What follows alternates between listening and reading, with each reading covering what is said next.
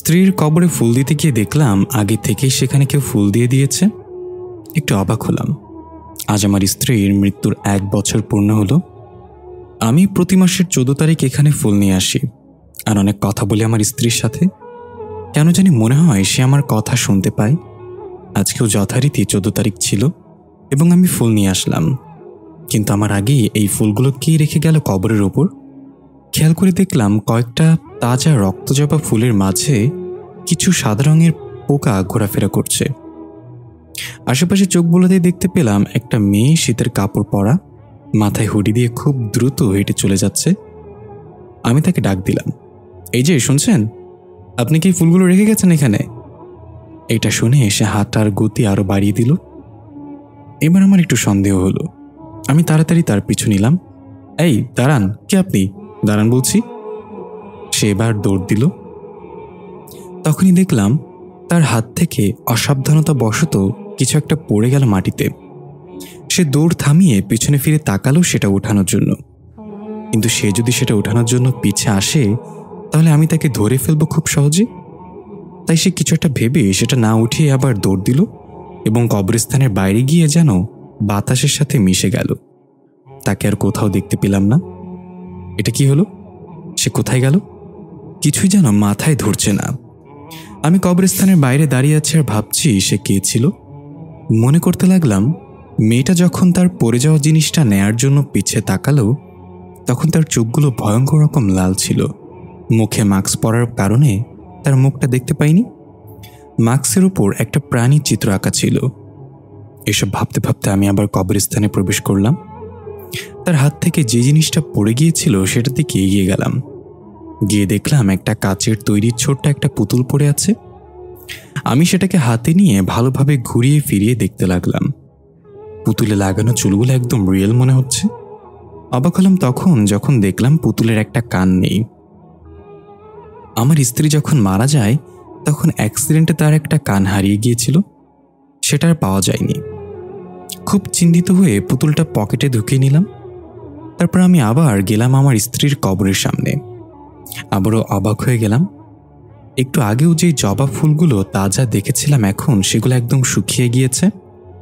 মনে হচ্ছে যেন অনেক বছর আগে রাখা হয়েছে এগুলো, কিন্তু সেই সাদা রঙের পোকাগুলো ঠিক আগের মতোই ঘোরাফেরা করছে। কি হচ্ছে এসব? আমার মাথা খারাপ হয়ে যাচ্ছে। আমি সেই শুকনো ফুলগুলো ছেড়ে ফেলে দিলাম কবরের উপর থেকে। তারপর আমার আনা ফুলগুলো রেখে দিলাম। আজকে আর কোনো কথা বললাম না।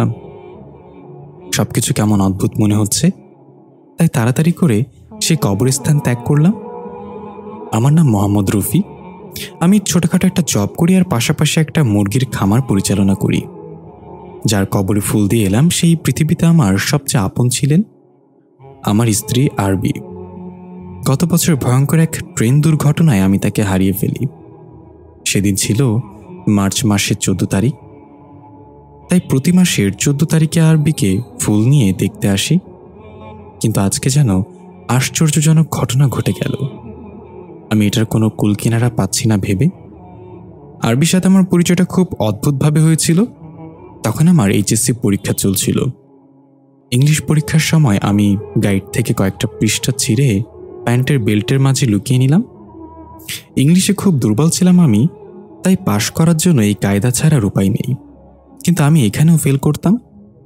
গাইডের ছেঁড়া পৃষ্ঠা বের করার সময় স্যার আমাকে হাতে নাতে ধরে ফেলে এবং বলে, তোর এত বড় কলিজা, আমি গাড়ি থাকা সত্ত্বেও তুই নকল করছিস? আমি বললাম, স্যার বিশ্বাস করেন এটা নকল না, অরিজিনাল গাইডের পৃষ্ঠা ছিঁড়ে এনেছি। স্যার রেগে বলল, হারামজাদা, আমার সাথে ফাজলামো? তোর আর পরীক্ষা দেয়া লাগবে না, যা বের হয়ে যা। আমি খেয়াল করে দেখলাম যে পৃষ্ঠা ছিঁড়ে এনেছি সেটা প্রশ্নপত্রের আসেইনি। ধুরবাল। আমি স্যারের পেছনে কান্নার ভঙ্গি করে চোখে থুতু লাগিয়ে বললাম, স্যার এটা তো প্রশ্নপত্র আসেনি, প্লিজ আমাকে পরীক্ষা দিতে দিন। কিন্তু স্যার আমার কথাই শুনল না কোনো। তখন আমি অসহায়ের মতো বেরিয়ে আসলাম পরীক্ষার হল থেকে। আসার সময় স্যারকে আমি বললাম, মিস্টার জাম্বু, আমি আপনাকে বদদুয়া দিলাম কিয়ামতের দিন এই পরীক্ষার খাতা নিয়ে আপনি আমার পেছনে দৌড়াবেন। সেদিন আমি নেব না, আমি শুধু দৌড়াবো। স্যার বলল, গেলে এখন এখান থেকে হতচ্ছাড়া। আমি চলে এলাম। এসে কলেজের পেছনে কবরস্থানের ওয়ালের উপরে বসে সিগারেট খাচ্ছিলাম। পরীক্ষা দিতে পারলাম না, এটা যদি বাবা জানতে পারে তাহলে বাঁশ নিয়ে দৌড়াবে পুরো এলাকা। সিগারেট টান দিতে দিতে আমার চোখ গেল কবরস্থানের আরেক পাশে সাদা 3 পিস পরা একটা মেয়ে কিছু একটা খুঁজছে। দূর থেকে বুঝতে পারলাম মেয়েটা অদ্ভুত রকম সুন্দরী। তখন প্রায় দুপুর 12টা। ভাবলাম এটা কি সত্যি মানুষ নাকি জিনপরি হবে। ভাবতে ভাবতে হাতে সিগারেটটা ফেলে মেয়েটার দিকে এগিয়ে যেতে লাগলাম। যতই তার দিকে এগুচ্ছি ততই তার সৌন্দর্যে আমার চোখ ঝলমল করে উঠছে। রৌদ্রের আলোতে তার চেহারা থেকে হীরার মতো রোশনি ছড়াচ্ছিল। এই মেয়েকে তো আগে কখনো দেখিনি এলাকায়। কে এই মেয়ে? আমি একটু দূর থেকে তাকে ডাক দিলাম, এই মেয়ে, কে তুমি? এখানে কি খুঁজছো? মেয়েটা একটু থতমত খেয়ে আশেপাশে তাকিয়ে মিষ্টি কণ্ঠে বলল, আমাকে বলছেন? আমি তার দিকে আরো এগিয়ে গিয়ে বললাম, না না, আমি তোমাকে বলছি না, এই কবরের বাসিন্দাকে বলছি। মেয়েটা এবার হাসি দিয়ে বলল, আমিও তো কবরের বাসিন্দা, তবে এই কবরস্থানের না, অন্য কবরস্থানে আমার কবর। কিন্তু আপনি আমাকে দেখতে পাচ্ছেন কিভাবে সেটাই বুঝতে পারছি না। আমি একটু হকচকে গেলাম। নিশ্চয়ই সে আমাকে ভয় দেখানোর জন্য এসব বলছে। মনে মনে বললাম, ভয় পাওয়া যাবে না রাফি, কুল কুল। তারপর আমি কথা ঘুরিয়ে আমার জানার সর্বোচ্চ ইংলিশে বলে দিলাম, ইউ আর সো জর্জিয়াস। মেয়েটা এবার হাসতে হাসতে বলল, আরে পাগল, ওটা জর্জিয়াস হবে না, গর্জিয়াস হবে। ইংলিশ না পারলে ইংলিশ অপমান করার দরকার কি? আমি তো বাংলা বুঝি, তাই না? আমি একটু লজ্জা পেয়ে বললাম, না মানে একটু আগে ইংলিশ পরীক্ষা থেকে সাসপেন্ড হয়েছি তো, একটু বলার চেষ্টা করলাম। এখন মনে হচ্ছে আমি সাসপেন্ড হওয়াই যোগ্য। বাইদা রাস্তা, আপনি কি আর এখানে কিছু কি খুঁজছেন? মেয়েটা বলল, আমার নাম আরবি, এখানে নতুন এসেছি। সামনেই 4 থেকে 6 বিল্ডিংয়ের উঠেছে আমরা। এখানে আমার শখের পুতুলটা হারিয়ে গেছে। আমি স্বপ্নে দেখেছি এই পুতুলটাই কবরস্থানে কোথাও আছে, তাই সেটাই খুঁজছিলাম। আমি এবার হাসতে হাসতে বললাম, স্বপ্নে দেখেছেন বলে কি সেটা এখানেই পাবেন? স্বপ্ন কি সবসময় সত্যি হয়? মেয়েটা এবার একদম আমার কাছে এসে চোখে চোখ রেখে বলল, আমার স্বপ্ন আপনার বাস্তবের চেয়েও বেশি সত্য। এই বলে সে আবার নিচে তাকিয়ে পুতুলটা খুঁজতে লাগলো। মেয়েটার ভাবভঙ্গি তেমন সুবিধার মনে হচ্ছে না। চেক করার জন্য তার পায়ের দিকে তাকালাম। সে মানুষ না হলে তার পা উল্টো হবে না, পা তো ঠিকই আছে। আবার খেয়াল করলাম তার ছায়া আছে কিনা। শুনেছি জিন ভূতের ছায়া থাকে না। এবারও দেখলাম তার ছায়াও আছে। তার মানে সে মানুষ, ভয় পাওয়ার দরকার নেই। আমি বললাম, যদি পুতুলটা এখানে সত্যি থাকতো তাহলে এতক্ষণে পেয়ে যেতেন। নিশ্চয়ই কেউ পেয়ে সেটা নিয়ে গেছে। মেয়েটা এবার সত্যি খুব হতাশ হল এবং আমার দিকে অসহায় দৃষ্টিতে তাকিয়ে বলল, সেটাই হবে হয়তো। পুতুলটা আমার অনেক শখের ছিল। ভালো থাকবেন রাফি। আমিও বললাম, আপনিও ভালো থাকবেন আরবি, আবার দেখা হবে। এই বলে সেখান থেকে ঘুরে চলে আসছিলাম, তখনই আমি থমকে দাঁড়ালাম। আরে, এই মেয়েকে তো আমি আমার নাম বলিনি, তাহলে সে আমার নাম জানলো কিভাবে? পেছনে ঘুরে তাকাতেই দেখি সেখানে কেউ নেই। আশেপাশে তাকাতেই দেখলাম মেয়েটা কবরস্থান পেরিয়ে অনেক দূরে চলে গেছে। এইটুকু সময়ে কোনো মানুষের পক্ষে এত দূরে যাওয়া সম্ভব না। আমি অবাক হয়ে ভাবছি এটা কিভাবে সম্ভব। তখনই কেউ আমার নাম ধরে ডাক দিল, রাফি। আমি এখানে ফিরে এলাম বর্তমানে। আমি কবরস্থান থেকে এসে ঘুমিয়ে গিয়েছিলাম। কারোর ডাক শুনে আমার ঘুম ভাঙল, ঠিক সেই 5 বছর আগের মতো। রাফি, আমি এখানে। তাকিয়ে দেখলাম রাত তখন 1:10। ভাবলাম হয়তো স্বপ্ন দেখেছি, তাই আবার ঘুমানোর চেষ্টা করলাম। তখনই মনে হলো আমার রুমে কেউ পায়চারি করছে। আমি আস্তে আস্তে চোখ খুলে তাকালাম। দেখলাম একটা কালো ছায়া ঠিক আমার পায়ের কাছে দাঁড়িয়ে আছে। আমি তাড়াতাড়ি চিৎকার করে উঠে বসলাম। তখনই সেটা অদৃশ্য হয়ে গেল। আবার সেই ডাক ভেসে এলো, রাফি, আমি এখানে। আমি এবার বুঝতে পারলাম খুব খারাপ কিছু হতে চলেছে এখন। তাই যত দ্রুত আমি পারি সব পড়া শুরু করলাম চোখ বন্ধ করে। হঠাৎ মনে হলো খাটের উপর কেউ বসে আছে। ওঠে সেটিকে আমার পাশে এসে জোরে জোরে নিঃশ্বাস নিচ্ছে। আমি আর থাকতে পারছি না। এবার উঠে দৌড় দেওয়া ছাড়া আর কোনো উপায় নেই। কি মনে করে যেন পাশে তাকিয়ে ফেললাম। যা দেখলাম তাতে আমি দৌড় দেওয়ার শক্তিও হারিয়ে ফেললাম। দেখলাম 1 বছর আগে মারা যাওয়া আমার স্ত্রী আরবি আমার পাশে বসে আছে। এক বিভৎস হাসি দিয়ে বলল, রাফি, আমি এখানে। আমি ভয়ে কাঁপতে কাঁপতে বললাম, আরবি, তুমি কিভাবে? তুমি তো মারা গেছো। আরবি ভয়ঙ্কর এক হাসি দিয়ে বলল, আমার ফিরে আসার সময় হয়ে গিয়েছে রাফি। এটা শুনে আমি যেন স্তব্ধ হয়ে গেলাম। আমার শরীরের লোমগুলো দাঁড়িয়ে গেল।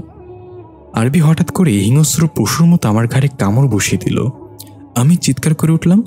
মনে হচ্ছে আমার শরীরের রক্তগুলো সে চুষে খেয়ে নিচ্ছে সব। আমি তাকে ছাড়ানোর চেষ্টা করেও পারছি না, মুখ দিয়ে কোনো শব্দও করতে পারছি না। আমার শরীর ধীরে ধীরে নিস্তেজ হয়ে যেতে লাগলো। আমি হাত পা ছেড়ে দিলাম। আমি মারা যাচ্ছি সেটা বুঝতে পারলাম। তারপর আর আমার কিছু মনে নেই। যখন চোখ খুললাম তখন দেখলাম আমি লাশের খাটিয়ায় শুয়ে আছি। আমার সারা শরীরে কাফন মোড়ানো, শুধু মুখটা খোলা আছে। খাটিয়ার আশেপাশে অদ্ভুত চেহারার কিছু মহিলা বসে কান্না করছে। তাদের সবার মাথায় লাল রঙের হিজাব পরা। এগুলো কি হচ্ছে আমার সাথে? আমি তো মারা যাইনি। তাহলে খাটিয়ে আসলাম কিভাবে? আমি তো রুমে শুয়েছিলাম। আমি সেখান থেকে উঠে যেতেও পারছি না। আমার পুরো শরীর যেন পাথর হয়ে আছে। আমি চিৎকার করে বললাম, এই কার আপনারা? আমি মারা যাইনি, আমাকে এখান থেকে বের করেন দয়া করে। এটা শুনে সে মহিলাগুলো কান্নার শব্দ আরো বাড়িয়ে দিল। আমি আর সহ্য করতে পারছি না। তাদের কান্নার শব্দ আমার কান ফাটিয়ে দিচ্ছে। হঠাৎ খাটিয়ার ভেতর থেকে একটা কালো খসখসে হাত বের হয়ে আমার মুখ চেপে ধরল। আমি ছটফট করতে লাগলাম। এভাবে আরো কয়েকটা হাত বেরিয়ে এলো এবং আমাকে চেপে ধরতে লাগলো। মনে হচ্ছে আমার হাড্ডি মাংস সব এক করে ফেলবে। আমি সামান্য নড়াচড়াও করতে পারছি না। তখনই দেখতে পেলাম আরবি আমার উপর ভেসে আছে খোলা চুলে। চোখ খুলে আরবি আবার বলল, রাফি, আমি এখানে। আমি ধরফর করে ঘুম থেকে উঠে বসলাম। জোরে জোরে নিঃশ্বাস নিতে লাগলাম। এটা একটা স্বপ্ন ছিল।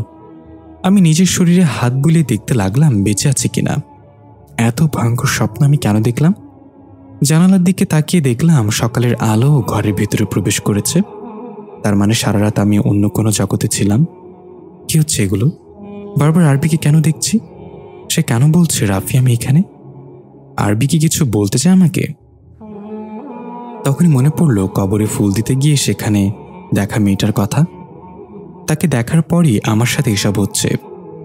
তার হাত থেকে পড়ে যাওয়া সেই কাচের পুতুলটা নিয়ে আসা ঠিক হয়নি। হয়তো সেই পুতুলের মাঝে কোনো রহস্য লুকিয়ে আছে। আমি তাড়াতাড়ি করে উঠে টেবিলের ড্রয়ার থেকে পুতুলটা বের করলাম। দেখলাম পুতুলের চুপ চুপ রক্তের ছিটা লেগে আছে। নিশ্চয় এটা কোনো সাধারণ পুতুল না। আরবির সাথে আমার পরিচয়টা ওই পুতুল হারানো নিয়েই হয়েছিল। কোনো না কোনো যোগসূত্র অবশ্যই আছে। আমি তাড়াহুড়ো করে জানালা দিয়ে পুতুলটা ফেলে দিলাম। ভাবলাম এটা আমার কাছে না থাকলেই এসব আর হবে না আমার সাথে। তারপর আমি চলে গেলাম ওয়াশরুমে ফ্রেশ হওয়ার জন্য। আমি মুখে পানি দিচ্ছিলাম, তখনই মনে হলো আয়নার ভেতর থেকে কেমন একটা শব্দ আসছে, যেমনটা ফ্লোরে কয়েন পড়ে গেলে হয়। আমি পানির ট্যাপটা বন্ধ করে চোখ বড় বড় করে আয়নার দিকে তাকালাম। এবার শব্দটা বন্ধ হয়ে গেল। হঠাৎ ধপাস করে আয়নার মাঝে সেই পুতুলটা চলে এলো। আমি চিৎকার করে পিছিয়ে গেলাম। দেখলাম সব ঠিক আছে। আয়নার মাঝে কোনো পুতুল নেই। তাহলে কি এটা আমার মনের ভুল ছিল? আমি ফ্রেশ হয়ে ওয়াশরুম থেকে বের হলাম। রাফি ওয়াশরুম থেকে বের হয়ে গেলেও সেখানে তার মতো দেখতে আরেকজন দাঁড়িয়ে রইল, ঠিক যেখানে সে দাঁড়িয়েছিল। এটা রাফি খেয়াল করল না। রুমে এসে টাওয়াল নিয়ে মুখ মুছতে মুছতে ভাবলাম ভালো কোনো হুজুরের কাছে যেতে হবে। এভাবে চলতে থাকলে আমি পাগল হয়ে যাব।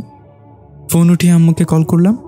আরবিকে হারানোর পর আমি সবার কাছ থেকে নিজেকে সরিয়ে ফেলি। একা থাকতে পছন্দ করি, তাই বাসা ভাড়া নিয়ে থাকি।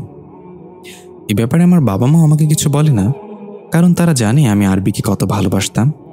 ওর শোক কাটিয়ে ওঠার আগ পর্যন্ত আমি এমনই থাকবো সেটা তারা জানে।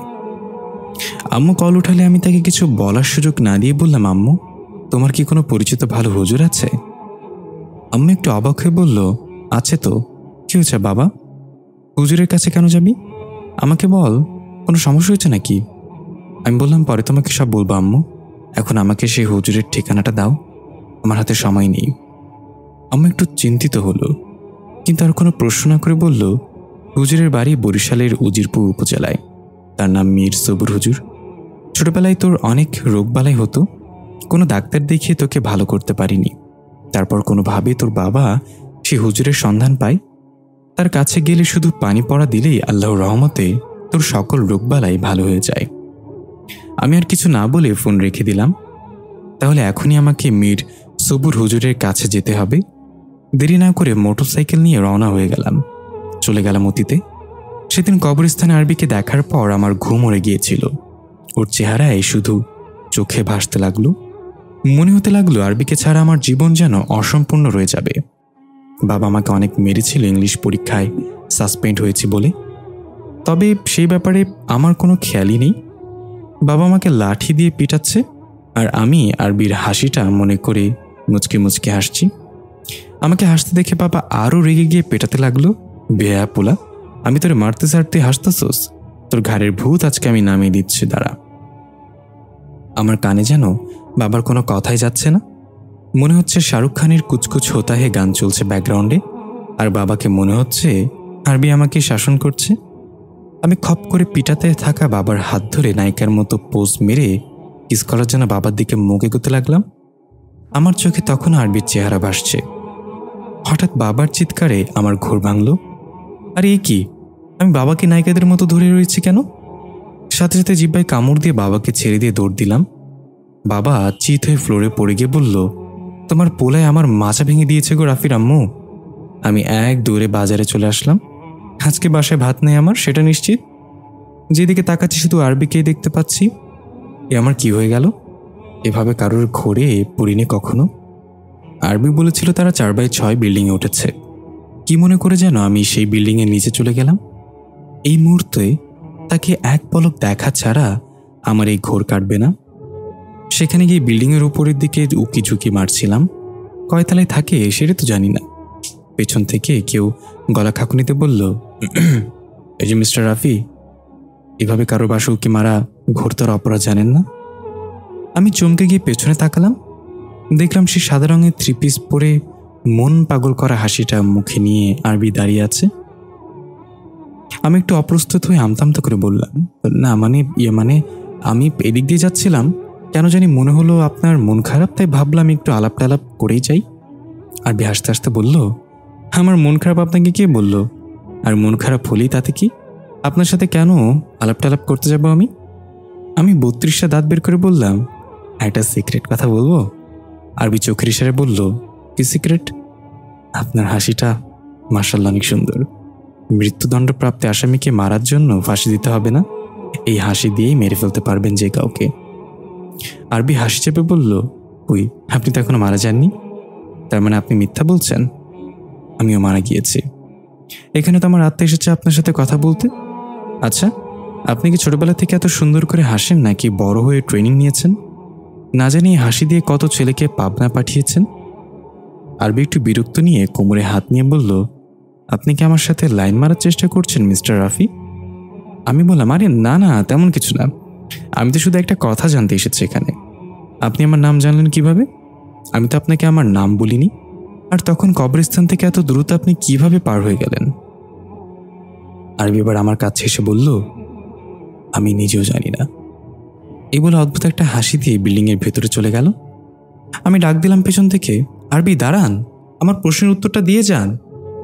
কিন্তু সে পেছনে ফিরে তাকালো না। আমিও সেখান থেকে চলে আসছিলাম। কি মনে করে যেন উপরের দিকে তাকালাম এবং আমার চোখ বড় বড় হয়ে গেল। আমি যেন নিজের চোখকেও বিশ্বাস করতে পারছি না। আরবি ভেতরে গেল 5 সেকেন্ডও হয়নি, অথচ 7তলা বিল্ডিংয়ের ছাদে আরবি দাঁড়িয়ে আছে আর আমার দিকে তাকিয়ে হাত নেড়ে বিদায় জানাচ্ছে। এটা কিভাবে সম্ভব? এত তাড়াতাড়ি সুপারম্যানের পক্ষেও সম্ভব না 7তলা বিল্ডিংয়ের ছাদে ওঠা। মেয়েটা আসলে কে? ফিরে এলাম বর্তমানে। আমি মোটরসাইকেল নিয়ে সোজা আম্মুর বলা ঠিকানায় পৌঁছে গেলাম। যেতে যেতে বিকেল গড়িয়ে সন্ধ্যা নেমে এলো। তখন চারিদিক থেকে মাগরিবের আজান ভেসে আসছে। হুজুরের বাসায় গিয়ে দেখলাম চারপাশে লাল কাপড় ঝুলানো, প্রতিটা গাছ লাল সুতা দিয়ে পেঁচানো। বাসায় প্রবেশ করার রাস্তাটা সম্পূর্ণ লাল রং দিয়ে সজ্জিত। মনে হচ্ছে আমি যেন রক্তের উপর দিয়ে হেঁটে চলেছি। গিয়ে দরজায় টোকা দিলাম। এখানে এসে গাটা কেমন ছমছম করছে। বারবার মনে হচ্ছে এখানে আমি ছাড়া আরো অনেকের উপস্থিতি আছে। কিছুক্ষণ পর দরজা খুলে গেল। দেখলাম সাদা পাঞ্জাবি পরা ঘন কালো দাড়িওয়ালা একজন লোক দাঁড়িয়ে আছে। উনি বললেন, কাকে চাই? আমি মনে মনে ভাবলাম সেই মীর সবুর হুজুর হবে। তাকে দেখে বোঝা যায় তিনি অনেক বড় হুজুর। আমি বললাম, আপনি নিশ্চয়ই মীর সবুর হুজুর? আমি আপনার কাছে এসেছি। লোকটা একটু মুচকে এসে বলল, আস্তাগফিরুল্লাহ, আস্তাগফিরুল্লাহ। আমি মীর সবুর হুজুরের শিষ্য, তিনি ভেতরে আছেন, আপনি এসে বসুন, আমি তাকে ডেকে দিচ্ছি। আমি একটু লজ্জা পেলাম। তারপর জুতা খুলে প্রবেশ করে সোফায় গিয়ে বসলাম। ওই লোকটা অন্য একটা রুমে ঢুকে গেল। আমি চারিদিকে চোখ বোলাতে লাগলাম। ঘরটা খুব সুন্দর পরিপাটি করে সাজানো, 4 কোণে 4টা কাঠের বক্সের ওপর কোরআন মাজিদ রাখা। তবে অবাক হলাম সেখানে রক্তজবা ফুল গাছ দেখে। ছোট্ট একটা গাছ, সেটাতে 2টা ফুল ফুটে আছে, একদম আরবির কবরের উপর দেখা সেই রক্তজবা ফুলের মতো। আমি উঠে ফুল গাছটার দিকে এগিয়ে যেতে নিলেই রুম থেকে একজন লোক বের হলো, লুঙ্গি আর সাদা গেঞ্জি পরে। খেয়াল করে দেখলাম মধ্যবয়স্ক লোকটা, ফর্সা মুখে, হালকা পাকা চাপ দাড়ি, হাতে তসবি। লোকটা বলল, আমি মীর সবুর। তুমি কে বাবা? আমার কাছে কেন এসেছো? আমি বললাম, আপনার কথা আমার মায়ের কাছে শুনেছি। ছোটবেলায় আপনি আমার চিকিৎসা করেছিলেন আর আমাকে ভালো করে তুলেছিলেন। আমি এখন বড় একটা বিপদে পড়ে আপনার কাছে এসেছি। উনি বললেন, কি বিপদ? আমি রক্তজবা ফুল গাছটার দিকে তাকিয়ে বললাম, আগে বলেন, ওই ফুল গাছটা আপনার বাসায় কতদিন ধরে আছে? হুজুর ফুল গাছটার দিকে এগিয়ে গিয়ে ফুলগুলোতে হাত বোলাতে বোলাতে বলল, গতকাল থেকে কেউ আমার দরজার সামনে এটা রেখে গিয়েছে। তখনই শুনতে পেলাম ফুলের ভেতর থেকে চিকন কণ্ঠে কেউ বলল, রাফি, আমি এখানে। হুজুর, আপনি কি শুনতে পেয়েছেন কেউ বলল, রাফি আমি এখানে? আমি বারবার এই কথাটাই শুনতে পাচ্ছি, কেন জানি না। হুজুর অবাক হয়ে বলল, কই, আমি তো কিছু শুনতে পাইনি। তবে এটা বুঝতে পারছি তোমার উপর ভয়ঙ্কর কালো মেঘ ভর করেছে। আমি বললাম, জানি না আমার সাথে এগুলো কেন হচ্ছে, আমাকে আপনি সাহায্য করেন হুজুর, আমি পাগল হয়ে যাচ্ছি। আর এই ফুল গাছটা নষ্ট করে দিন, এটা আমি আমার স্ত্রীর কবরের উপর দেখেছিলাম।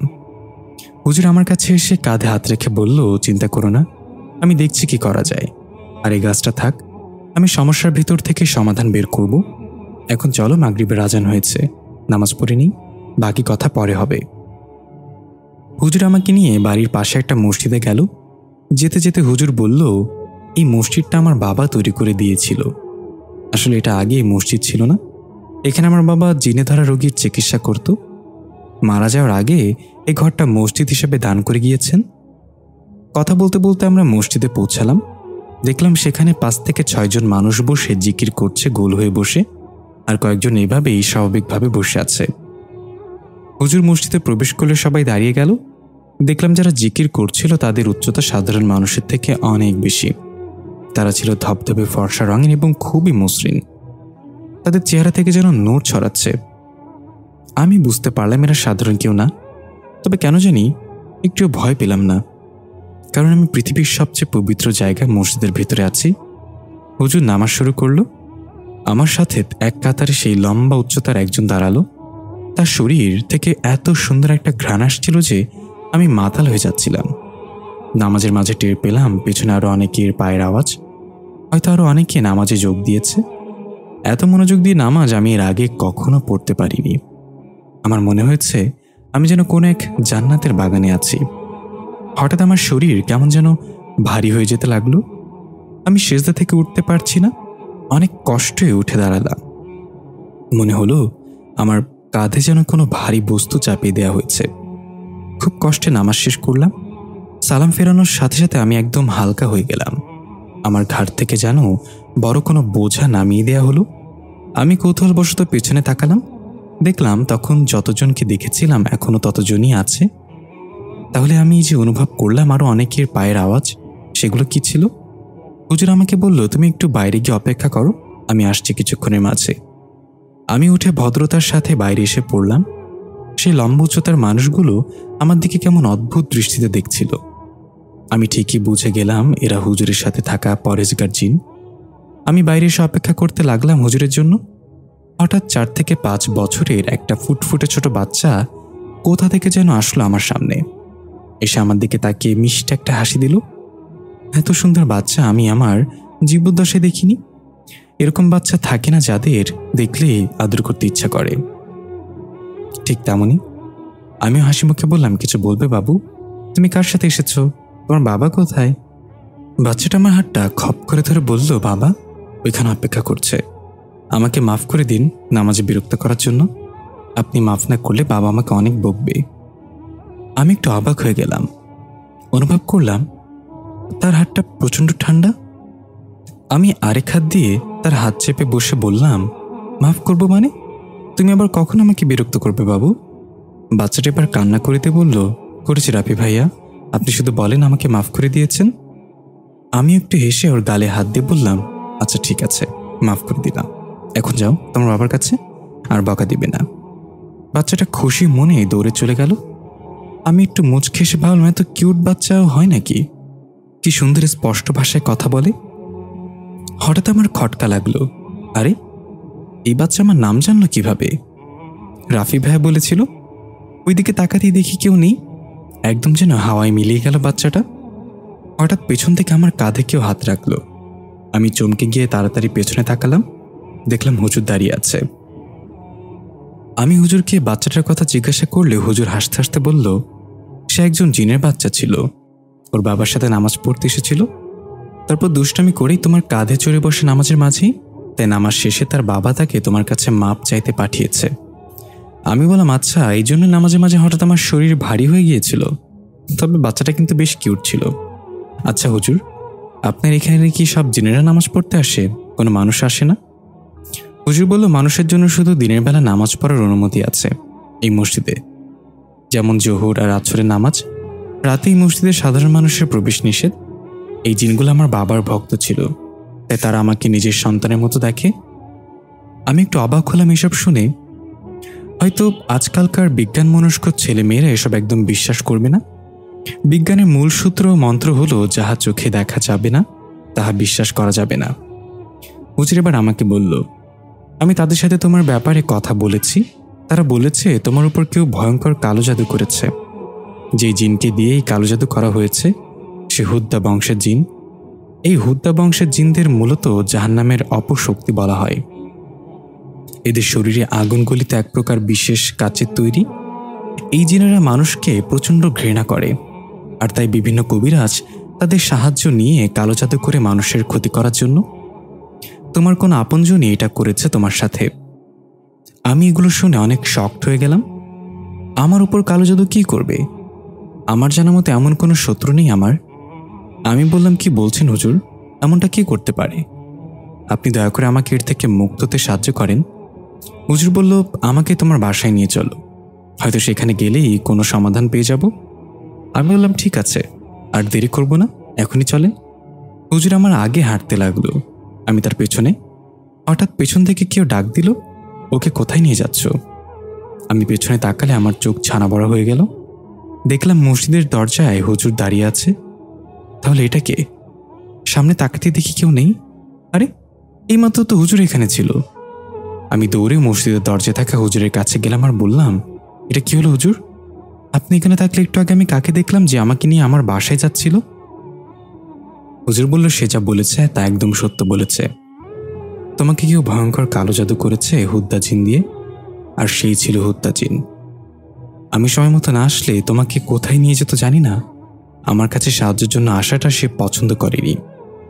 খুব তাড়াতাড়ি তোমার বড় কোনো ক্ষতি করার চেষ্টা করবে। আমি বললাম, হুজুর আমি নিজেকে নিয়ে ভয় পাই না, আমি মারা গেলে যাব, তবু আমি জানতে চাই পেছনে কি আছে, কে আমাকে কালো জাদু করেছে। আমি তাকে সামনাসামনি দেখতে চাই। হুজুর বলল, বেশ, তাহলে চল আমার সাথে। হুজুর গিয়ে আমার মোটরসাইকেলে বসলে এবং বলল, তুমি যেখানে থাকো আমাকে সেখানে ঠিকানা বলো, আমি ড্রাইভ করব। এখন তো রাত, তুমি ড্রাইভ করলে পথে বিভিন্ন বাধা সৃষ্টি হতে পারে এবং তোমাকে ভয় দেখাবে। আমিও মেনে নিয়ে হুজুরকে বাসার ঠিকানা বলে পেছনে উঠে বসলাম। আমি চাঁদপুরে থাকি, আর এটা বরিশাল, অনেকটা পথ পাড়ি দিতে হবে আমাদের, তবুও ক্লান্ত হয়ে যাবে না। আমাকে খুঁজে বের করতে হবে কে আমার পেছনে এত ভয়ঙ্কর কাজ করলো। চলে গেলাম অতীতে। আরবিকে ছাদে দেখে আমি অনেক অবাক হলাম। মেয়েটা আসলে কে? এগুলো কিভাবে করছে? সে মানুষ নাকি অন্য কিছু? এসব ভাবতে ভাবতে সেদিন বাসায় ফিরে এলাম। আজকে বাবার সাথে যা করেছি তাতে সরাসরি বাসায় ঢোকা যাবে না, তাই গেলাম বাসার পেছন দিকটাতে দিয়ে। গিয়ে জানালা দিয়ে ফিসফিস করে আম্মুকে ডাক দিলাম। একটু পরে আম্মু জানালা খুলে বলল, হতচ্ছাড়া কি করছিস তুই এটা? তোর বাবা অনেক রেগে আছে, এই মুহূর্তে বাসায় আসলে তোকে রিমান্ডের মাইর দিবে। এক কাজ কর, তুই তোর কোনো বন্ধুর বাসায় চলে যা এখন। পরিস্থিতি ঠান্ডা হলে আমি তোকে আসতে বলবো। আমি বললাম, সামান্য এটুকুর জন্য বাবা এমন করতে পারে আমার সাথে? কি দেখে বিয়ে করলে তুমি? পেটুক বাটা একটা। তোমার পছন্দ অনেক খারাপ আম্মু। আম্মু বলল, মেরে একদম হাড্ডি ভেঙে দেবো। নিজে দোষ করছিস, এখন আবার বড় বড় কথা বলছিস, তাই না? যা এখান থেকে তাড়াতাড়ি। তোর বাবা টের পেয়ে গেলে তোকে আস্ত রাখবে না। আমি আর কিছু না বলে মুখ ভেঙচি দিয়ে চলে আসলাম। এখনকার বাসে যাব আমি। কয়েকজন বন্ধুকে কল করলাম, কিন্তু সবাই ইনিয়ে বিনিয়ে না বলছে। চোখ মুখ চেপে রাস্তার কিনারায় বসে পড়লাম। ভাবছি বাসায় গিয়ে বাবার মায়ের খেয়ে একটু তবুও তো থাকার জায়গাটা হবে। তখনই আমার পাশে কেউ এসে বসে বলল, কি মিস্টার রাফি, বাসা থেকে ঘাট ধাক্কা দিয়ে বের করে দিয়েছে নাকি বাবা? আমি তাকিয়ে দেখলাম আরবি সেই সাদা থ্রি পিসটা পরে মুখে অমলিন হাসি নিয়ে তাকিয়ে আছে। আমি বললাম, মজা নিতে আসছেন তাই না? আর আপনার কি একটাই জামা, আর কোনো জামা নেই? সবসময় শুধু একটাই পরে থাকেন। চলেন আপনাকে দুটো জামা কিনে দিব, তবু এইটা চেঞ্জ করেন দয়া করে। আরবি বলল, কোনো দরকার নেই মিস্টার রাফি। দুনিয়াতে আমাদের ক্ষণিকের জন্য আসা, বেঁচে থাকতে হলে এত সাজসজ্জা আর রঙিন পোশাকের দরকার পড়ে না। আমি বললাম, আচ্ছা বুঝলাম, এখন আমাকে সত্যি করে একটা কথা বলেন তো, আপনি কে? আপনি এত অদ্ভুত কেন? আর এত দ্রুত এক জায়গা থেকে আরেক জায়গায় কিভাবে যান? কয়েক সেকেন্ডের মাঝে আপনি নিচতলা থেকে 7 তলার ছাদে কিভাবে পৌঁছে গেলেন তখন? আরবি একটু অদ্ভুত হাসিতে বলল, এটা তো আমার সিক্রেট মিস্টার রাফি। আমি একই সময় 2 জায়গায় উপস্থিত থাকতে পারি। এই যে দেখেন না, আমি এখন আপনার সাথে এখানে বসে আছি, আবার ওইদিকে আপনার বাসায় ডাইনিং টেবিলে বসে খাবারও খাচ্ছি। আপনার আম্মু আমাকে অনেক আদর করে খাইয়ে দিচ্ছে। আমি আরবির কাছ থেকে উঠে সরে গেলাম কিছুটা দূরে। কেমন আজব আজব কথা বলে মেয়েটা, এই নিশ্চয়ই কোনো মানুষ না। আরবি বসা অবস্থায় বলল, বিশ্বাস না হলে বাসায় গিয়ে দেখেন। আর হ্যাঁ, আমি আপনার বাবাকে বুঝিয়ে বলেছি, সে আর আপনাকে মারবে না। আপনি নিশ্চিন্তে বাসায় যেতে পারেন। আমি বললাম, হ্যাঁ, আমি আপনার এসব আজগুবি কথা শুনে বাসায় গিয়ে বাবার হাতে উদুম কেলানি খাই। বাবা আমার জন্য লাঠিতে তেল মেখে বসে আছে, আমি যাব না। আরবি আর কিছু বলল না, শুধু মিষ্টি করে একটা হাসি দিয়ে চলে গেল সেখান থেকে। আরবির কথাগুলো আমার কানে বাজছে। আচ্ছা, সত্যি যদি আরবি আমাদের বাসায় যায় থাকে, গিয়ে দেখা যাক। এইভাবে আমিও সেখান থেকে খুব তাড়াতাড়ি করে বাসার দিকে গেলাম। বাসার কাছে যেতেই কল্পনা করলাম বাবা আমাকে চেয়ারের সাথে বেঁধে পেটাচ্ছে। আবার এক পা পিছিয়ে গেলাম, আবার এক পা আগালাম।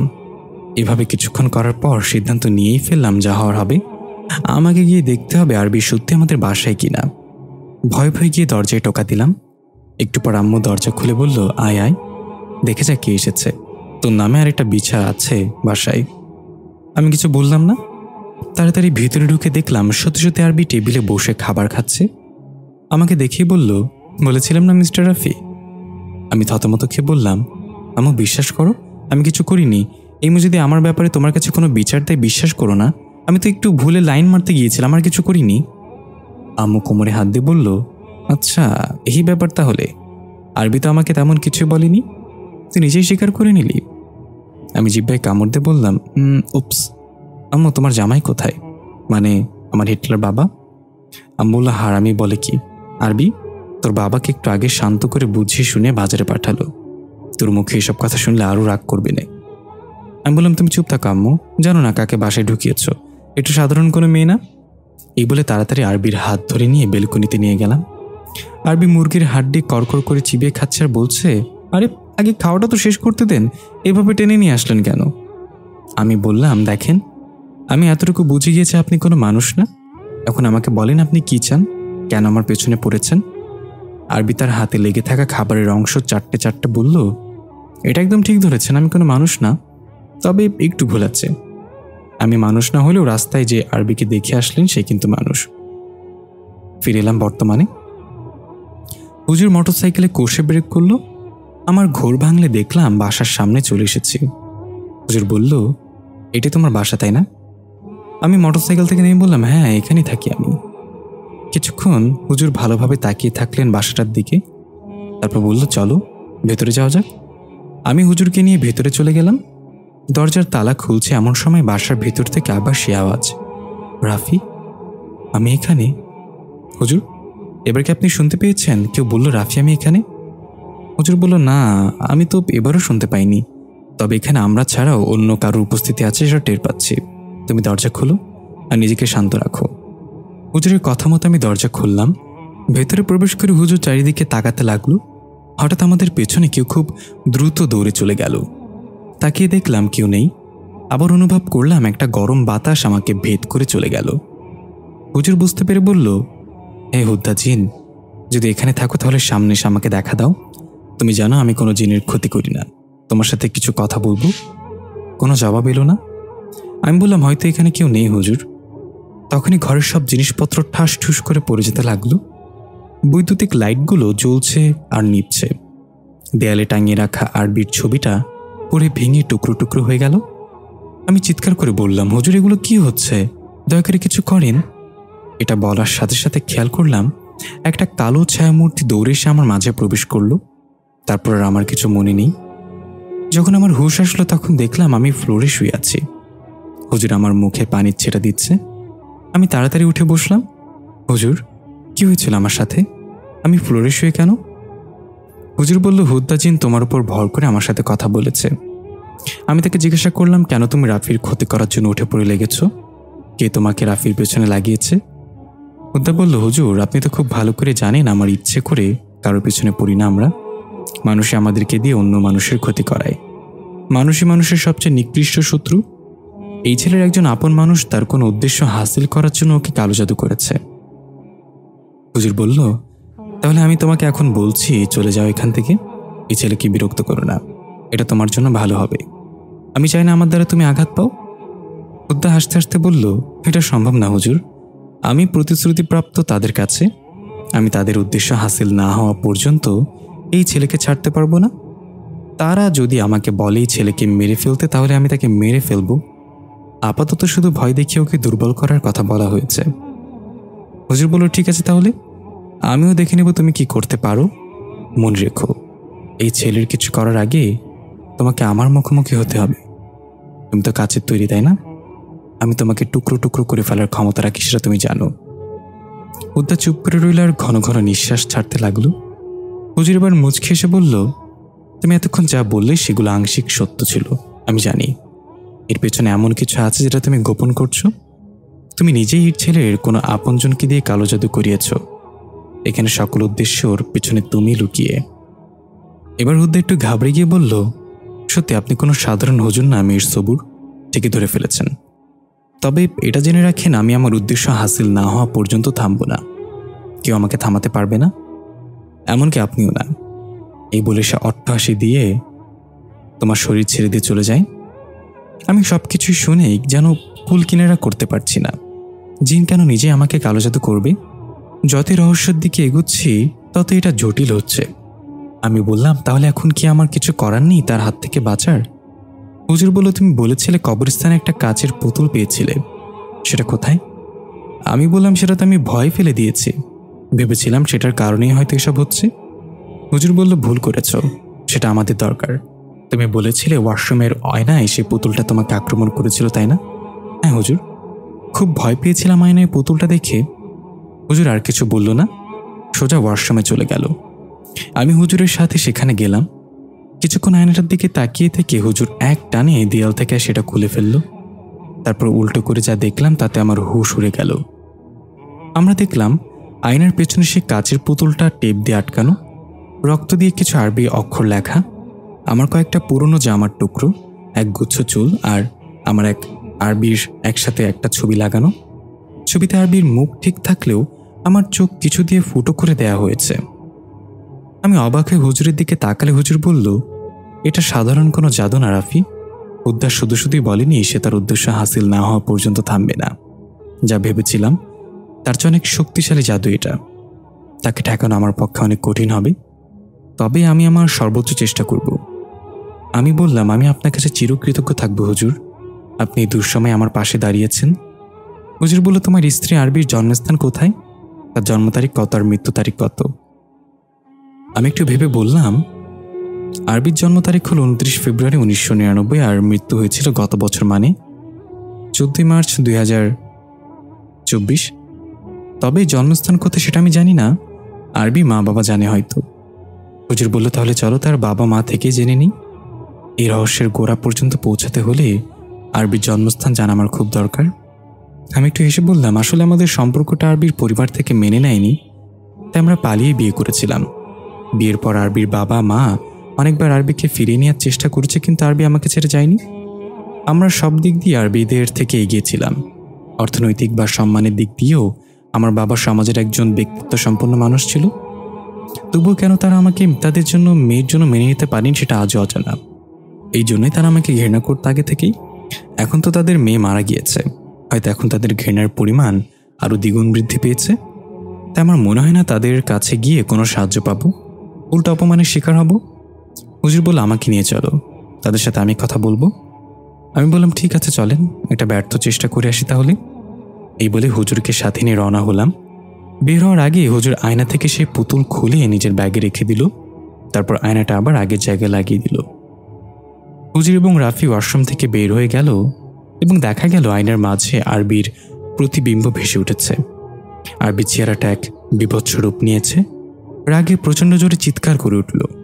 আয়নাটা ভেঙে টুকরো টুকরো হয়ে গেল। হুজুর এবং আমি আরবিদের বাসার উদ্দেশ্যে রওনা হলাম। হঠাৎ করেই যেন আমার জীবনটা কেমন হয়ে গেল। কখনো ভাবিনি এসবের মুখোমুখি হতে হবে। চলে গেলাম অতীতে।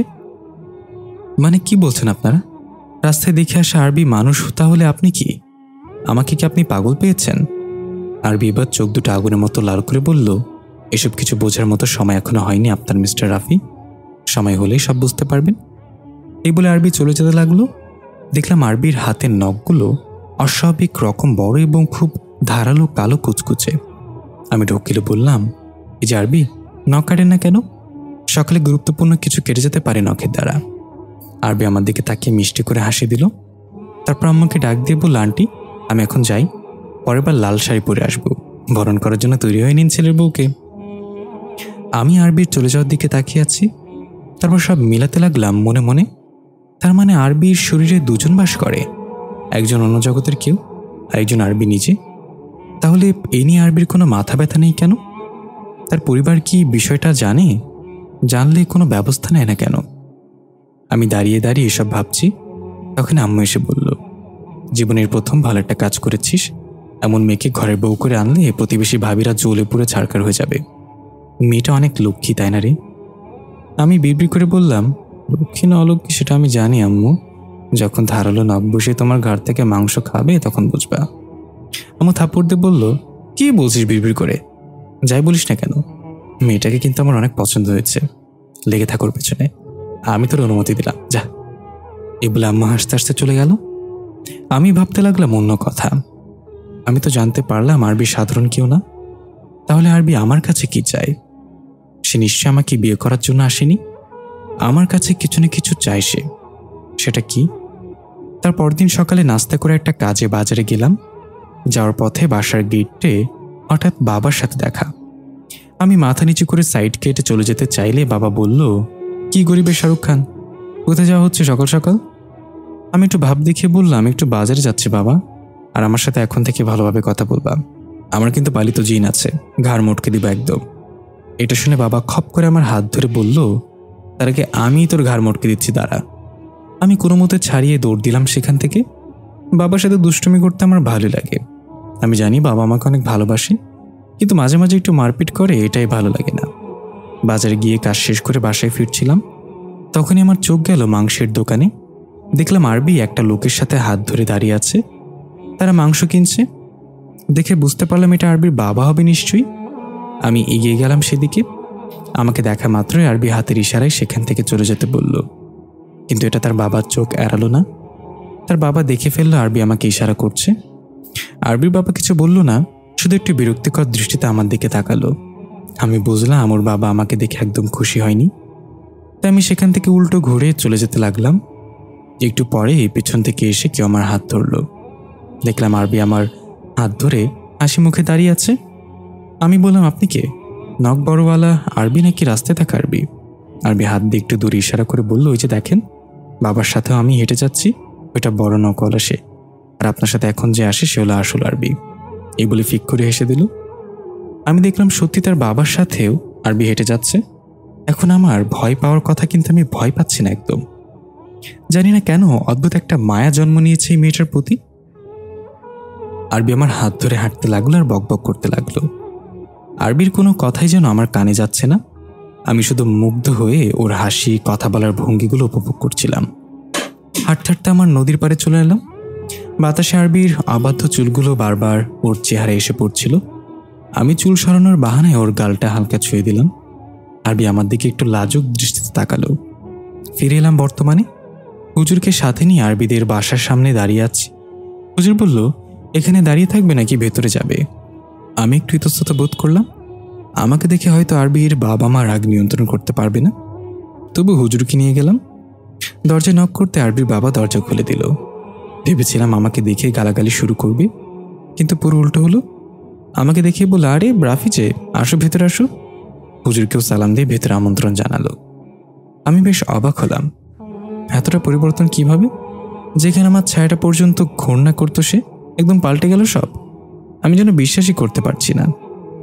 আমি আর হুজুর ভিতরে গিয়ে সোফায় বসলাম। আরবির বাবা বলল, কই গো আরবির আম্মু, দেখে যাও কে এসেছে আমাদের বাসায়। আরবি মা এসে হাসি মুখে বলল, আরে জামাই যে, কি মনে করে এতদিন পর? আমি বলতে যাব যে একটা কথা জানতে এসেছি আরবির জন্মস্থান কোথায়, ঠিক এমন সময় ভেতরের রুম থেকে আরবি চায়ের ট্রেটা হাতে নিয়ে আমাদের সামনে আসলো। চায়ের ট্রেটা হাতে আরবি এসে সুন্দর করে হেসে বলল, অনেক অপেক্ষা করালে রাফি, অবশেষে তুমি আসলে আমাকে নিতে। আমি আমার মৃত স্ত্রীকে চোখের সামনে জীবিত দেখে ভয় পাবো নাকি খুশি হব বুঝে উঠতে পারছিলাম না। আরবির চোখ ভয়ঙ্কর রকমের লাল, যেমনটা সেদিন কবরে ফুল দেয়া মাস্ক পরা মেয়েটার চোখ ছিল। এটা কিভাবে সম্ভব? তাহলে কি সেই মেয়েটা আরবি ছিল? আমি চোখ বড় বড় করে বললাম, আরবি তুমি এখানে? আরবি অদ্ভুত ভঙ্গিতে বলল, সেটাই তো, তোমাকে কতদিন যাবৎ বলছি রাফি, আমি এখানে, আমি এখানে, আমি এখানে, তুমি বুঝতেই পারোনি? আমি কর্কশ গলায় বললাম, তুমি মারা গিয়েছিলে আরবি, আমি নিজে তোমাকে কবরে রেখে এসেছি। তুমি আমার আরবি হতে পারো না? সত্যি করে বলো কি তুমি? আরবির বাবা মাকে উদ্দেশ্য করে বললাম, আপনারা কি করেছেন? মৃত আরবিকে কিভাবে ফিরিয়ে এনেছেন? আরবি বলল, শান্ত হও রাফি, তুমি আমার মা বাবার সাথে এভাবে কথা বলতে পারো না। আমি তোমাকে সব বলবো, আগে নিজের রাগ নিয়ন্ত্রণ করো। তখনই পাশের রুম থেকে ধাপ ধাপ করে দরজায় বাড়ি দিল কেউ। তাকে দেখলাম রুমটা বন্ধ করা। দরজা অনেক রকম বিভিন্ন ভাষায় কিছু লেখা, কাগজ লাগানো, তালার উপর মোমবাতি দিয়ে সিল করা। হঠাৎ রুমের ভেতর থেকে কেউ জোরে জোরে চিৎকার করে বলল, রাফি আমি এখানে, আমাকে মুক্ত কর, আমার অনেক কষ্ট হচ্ছে।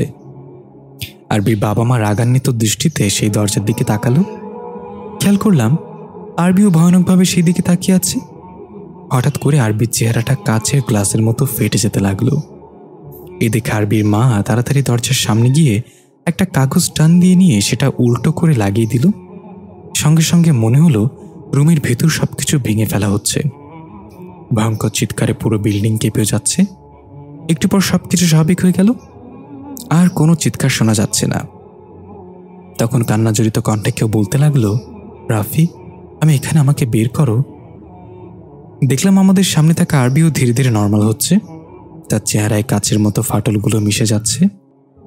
আমি হুজুরের দিকে তাকালাম, কি হচ্ছে এখানে? এতক্ষণ পর হুজুর উঠে আরবি বাবার সামনে গিয়ে বলল, আপনারা অনেক খারাপ একটা কাজ করেছেন। মৃত মানুষকে ফিরিয়ে আনার জন্য শয়তানের পথ অনুসরণ করেছেন, এমনকি নিজের মেয়ের জামাইকেও ছাড়েননি। তাকে নিয়েও আপনারা নোংরা খেলা খেলছেন। এতে করে আপনাদের দুনিয়া এবং আখিরাত দুটোই ধ্বংস হয়ে যাবে। আরবি বলল, শয়তান কাকে বলছেন হুজুর? শয়তান এখন তাদের রাজ্যে বিশ্রাম করে, কারণ মানুষ এখন শয়তানের দায়িত্ব পালন করছে। শয়তান তো শুধু আল্লাহর একটা আদেশ অমান্য করেছিল, সে আদমকে সিজদা দেয়নি, তাই আল্লাহ তাকে অভিশপ্ত করেছেন। আর মানুষ প্রতিদিন আল্লাহর হাজার হাজার আদেশ অমান্য করছে, সরাসরি আল্লাহর বিরোধিতা করছে। তাহলে বলেন সত্যিকারের শয়তান কে হলো? হুজুর বলল, তবুও মানুষ শ্রেষ্ঠ সবসময়, শয়তান অভিশপ্ত।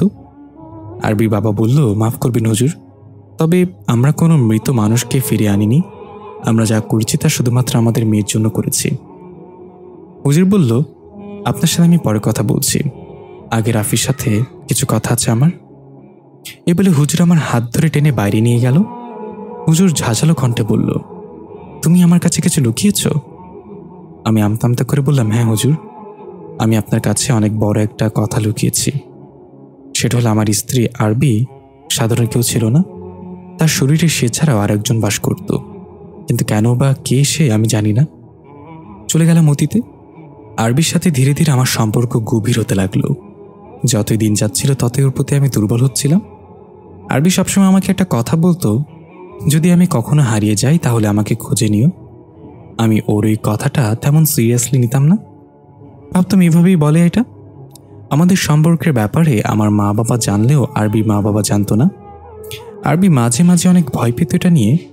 একদিন আমরা নদীর পাশে বসে গল্প করছিলাম, তখন কথায় কথায় আমি আরবিকে জিজ্ঞাসা করলাম, তোমার শরীরে যে আরেকজন থাকে সে কবে থেকে আছে আর কেন বা তাকে সরানোর জন্য কোনো ব্যবস্থা নেওয়া হয়নি? আরবি বলল, শুধু আমার সাথে না, পৃথিবীর সব মানুষের সাথে একজন করে জিন থাকে। কারোরটা দেখা যায়, আবার কারোরটা দেখা দেয় না। তবে আমার সাথে যে আছে সে ইচ্ছে করে আসেনি, তাকে নিয়ে আসা হয়েছে। জিন জগতে তার নামও আরবি, আর তার জন্ম আমার জন্ম তারিখ একদিনে। আমাদের দুজনের বুকে একটা পুতুলের ছবি আঁকা, বলতে পারি এটা জন্মদাগ। আমি বললাম, এটা তো তাহলে অনেক ভাবনার বিষয়। একটা জিনের সাথে তোমার এত মিল কিভাবে? এ ব্যাপারে তোমার বাবা মায়ের সাথে কথা বলনি? তারা কি বলেছে? আরবি বলল, তারা বারবার আমার কথা এড়িয়ে গেছে আর আমাকে নিয়ে বেশি মাথা না ঘামাতে বলেছে এটা নিয়ে। তবে আমার কেন জানি মনে হয় আমি হারিয়ে যাব একদিন, আমাকে তারা নিয়ে যাবে। আমি বললাম, দেখব না, কে নিয়ে যায় তোমাকে? আমি থাকতে তোমার কোনো ভরসা আছে নাকি বলো? সরি, আমি থাকতে তোমার কেউ নিয়ে যেতে পারবে না। আমি তোমাকে অনেক অনেক আই লাভ ইউ করি। আরবি হাসতে হাসতে বলল, ঠিক আছে সেটা যাবে, তবে আমাকে বিয়ে করলে কিন্তু আমার সাথে ওই আরবিও যাবে। তখন দুই আরবিকে কিভাবে সামলাবে? নাকি আমাদের যন্ত্রণায় দেবদাস হয়ে জঙ্গলে চলে যাবে? আমি বললাম, ভালোই হবে, দুইটা এমন পরীর মতো সুন্দরী মেয়ে থাকবে আমার সাথে, দুজনকে সময় ভাগাভাগি করে দিব। তোমার সাথে সপ্তাহে 3 দিন, ওই আরবির সাথে 3 দিন থাকবো। লাইফ ইজ চুল। আরবি বলল, ওটা চুল হবে না, কুল হবে গাধা। আর 3 দিন 3 দিন 6 দিন হয়, সপ্তাহে বাকি একদিন কি করবে তাহলে? আমি বললাম, বাকি একদিন 2 বউয়ের জ্বালা 1 বোতল দেশি খেয়ে লাইফটাকে সেলিব্রেট করব। এখন বলো, তোমার সাথে ওই ভূতনি আরবিটা কোথায়? আরবি বলল, সে বাসে আছে। বাবা মা জানে না আমরা আলাদা হতে পারি, তারা মনে করে সে আমার ভেতরে থাকে সবসময়, আর তাই এখন আমি তোমার সাথে আছি আর সে বাসে আছে। বাবা মা ভাবছে আমি বাসে আছি। তখনই পেছন থেকে কেউ বলল, তাহলে এগুলো চলছে আমার চোখের আড়ালে? চমকে গিয়ে পিছিয়ে তাকিয়ে দেখলো আরবির বাবা দাঁড়িয়ে আছে। আরবি তাড়াতাড়ি উঠে মাথা নিচু করে বলল, বাবা, আমি রাফিকে ভালোবাসি, ওর সাথে সারা জীবন থাকতে চাই। আরবির বাবা তেরে এসে কষা একটা থাপ্পড় লাগিয়ে দিল ওর গালে আর বলল, তোমাকে আমি এই জন্য বড় করে তুলেছি, তুমি কার সাথে থাকবে বা না থাকবে সেটার সিদ্ধান্ত শুধুমাত্র আমি নিব। আমি ভয় ভয়ে বললাম, আঙ্কেল, আমিও আরবিকে অনেক ভালোবাসি, বিশ্বাস করেন আমি ওকে অনেক ভালো রাখবো, আর মা বাবা আরবিকে নিজের মেয়ের মতো রাখবে।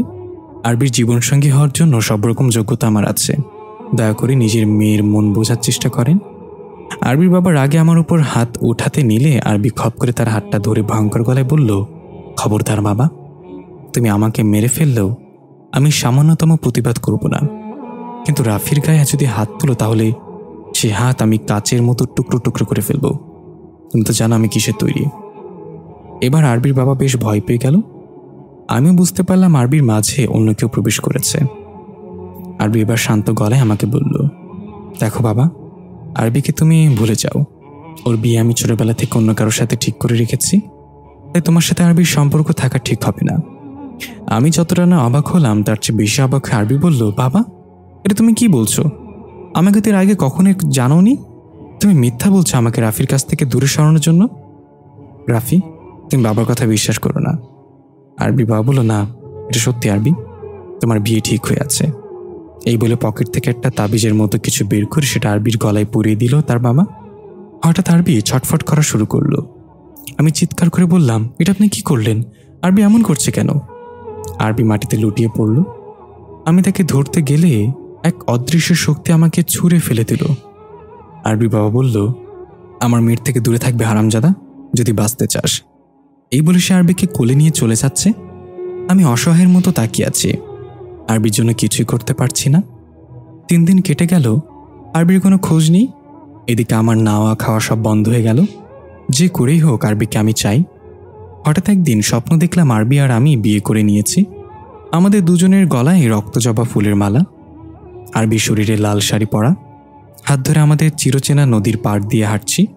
হঠাৎ আরবির হাসি খুশি মুখটা মলিন হয়ে গেল আর বলল, রাফি, আমি এখানে।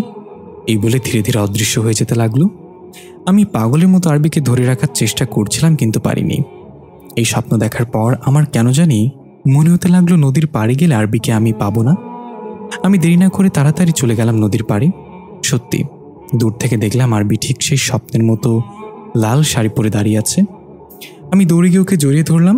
আরবিও আমাকে দেখে অনেক খুশি হলো আর বলল, আমি বাড়ি থেকে চলে এসেছি পালিয়ে, আর যাব না কখনো, চলো বিয়ে করে ফেলি। আমিও কিছু না ভেবে খুশি মনে কাজী অফিসে গিয়ে আরবিকে বিয়ে করে নিলাম। আমার বাবা মা সাদরে গ্রহণ করলো আমাদের। আরবির বাবা মা অনেকবার এসেছিল তাকে নিয়ে যেতে, কিন্তু পারিনি। এক পর্যায়ে তারও হাল ছেড়ে দিল। আমরা খুব সুখে শান্তিতে সংসার করতে লাগলাম।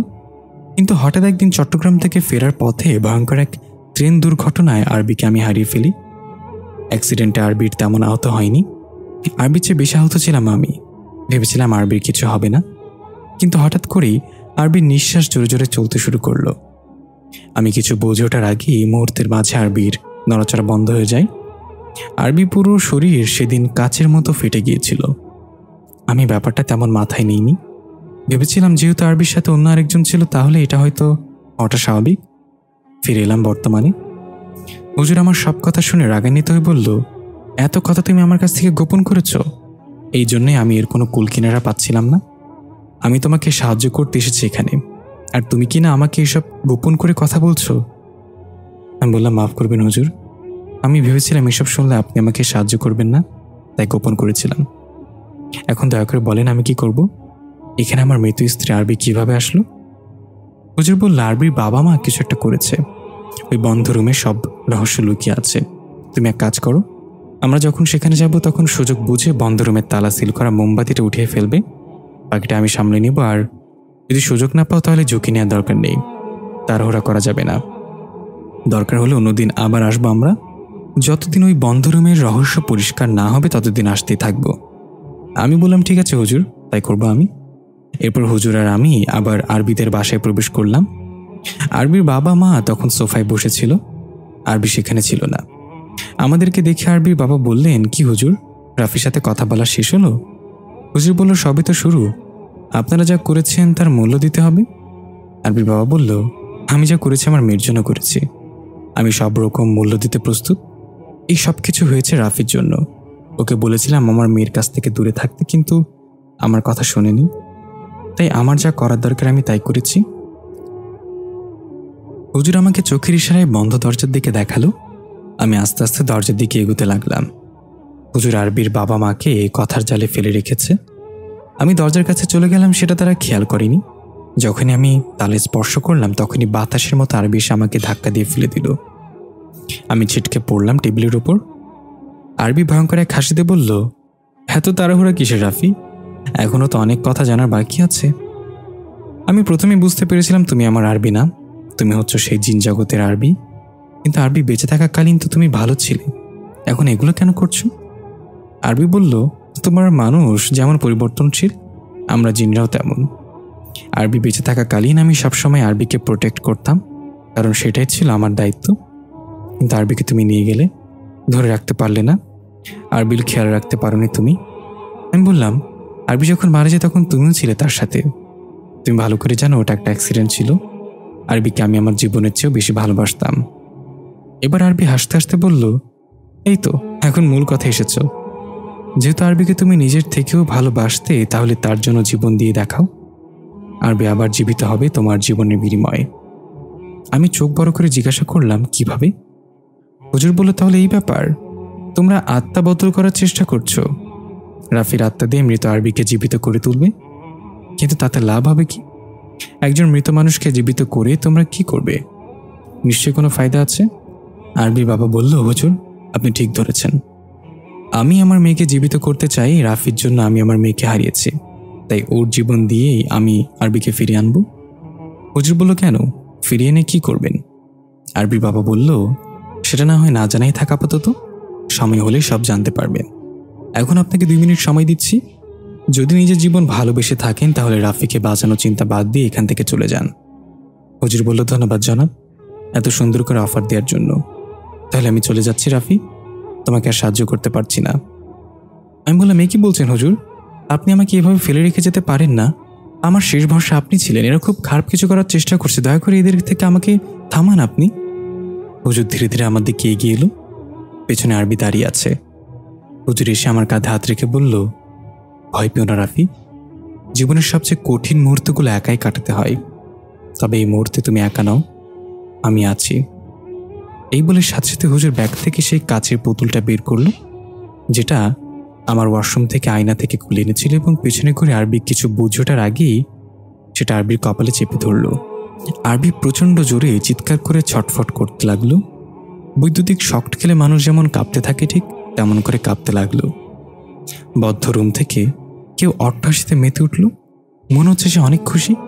একটু দূরে দাঁড়িয়ে থাকা আরবির বাবা চিৎকার করে তেড়ে আসলো হুজুরের দিকে। হুজুর, এবার আপনি শেষ, আমি আপনাকে মেরে ফেলবো, ওকে ছেড়ে দেন বলছি। আমি তাড়াতাড়ি উঠে আরবির বাবাকে ঠেকানোর জন্য এগিয়ে গেলাম। তার আগেই পেছন থেকে একটা লাঠি দিয়ে আরবির মা তার স্বামীকে মানে আরবির বাবাকে মাথায় বাড়িতে অজ্ঞান করে ফেলল।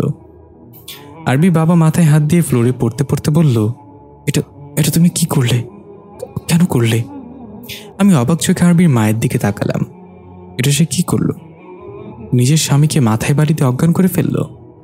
ওইদিকে হুজুর এখনো পুতুলটা আরবির কপালে চেপে ধরে রেখেছে।